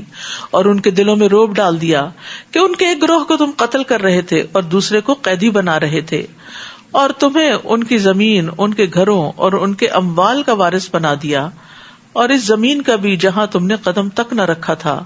اور اللہ تعالیٰ ہر چیز پر پوری پوری قدرت رکھتا ہے. اے نبی اپنی بیویوں سے کہہ دیجئے اگر تم دنیا کی زندگی اور دنیا ہی کی زینت چاہتی ہو تو آؤ میں تمہیں کچھ دے دلا کے بھلے طریقے سے رخصت کر دوں. وَإِن كُنتُنَّ تُرِدْنَ اللَّهَ وَرَسُولَهُ وَالدَّارَ الْآخِرَةَ فَإِنَّ اللَّهَ أَعَدَّ لِلْمُحْسِنَاتِ مِنكُنَّ أَجْرًا عَظِيمًا، اور اگر تم اللہ، اس کا رسول اور آخرت کا گھر چاہتی ہو تو اللہ تعالیٰ نے تم میں سے نیکوکاروں کے لیے بہت بڑا اجر تیار کر رکھا ہے۔ تو ازواج مطہرات کی ترجیح کیا تھی؟ انہوں نے کیا چنا ہوگا؟ اللہ اور اس کا رسول۔ نبی صلی اللہ علیہ وسلم کی زوجہ عائشہ رضی اللہ تعالیٰ عنہ کہتی ہیں کہ رسول اللہ صلی اللہ علیہ وسلم کو جب حکم ہوا کہ وہ اپنی بیویوں کو اختیار دیں تو سب سے پہلے آپ میرے پاس تشریف لائے اور فرمایا، میں تم سے ایک معاملے کے متعلق کہنے آیا ہوں، اس معاملے میں جلد بازی نہ کرنا بلکہ اپنے والدین سے مشورہ کر کے جواب دینا، کیونکہ آپ خوب جانتے تھے کہ ان کے والدین حضرت عائشہ کو نبی صلی اللہ علیہ وسلم سے الگ ہونے کا مشورہ کبھی نہیں دیں گے۔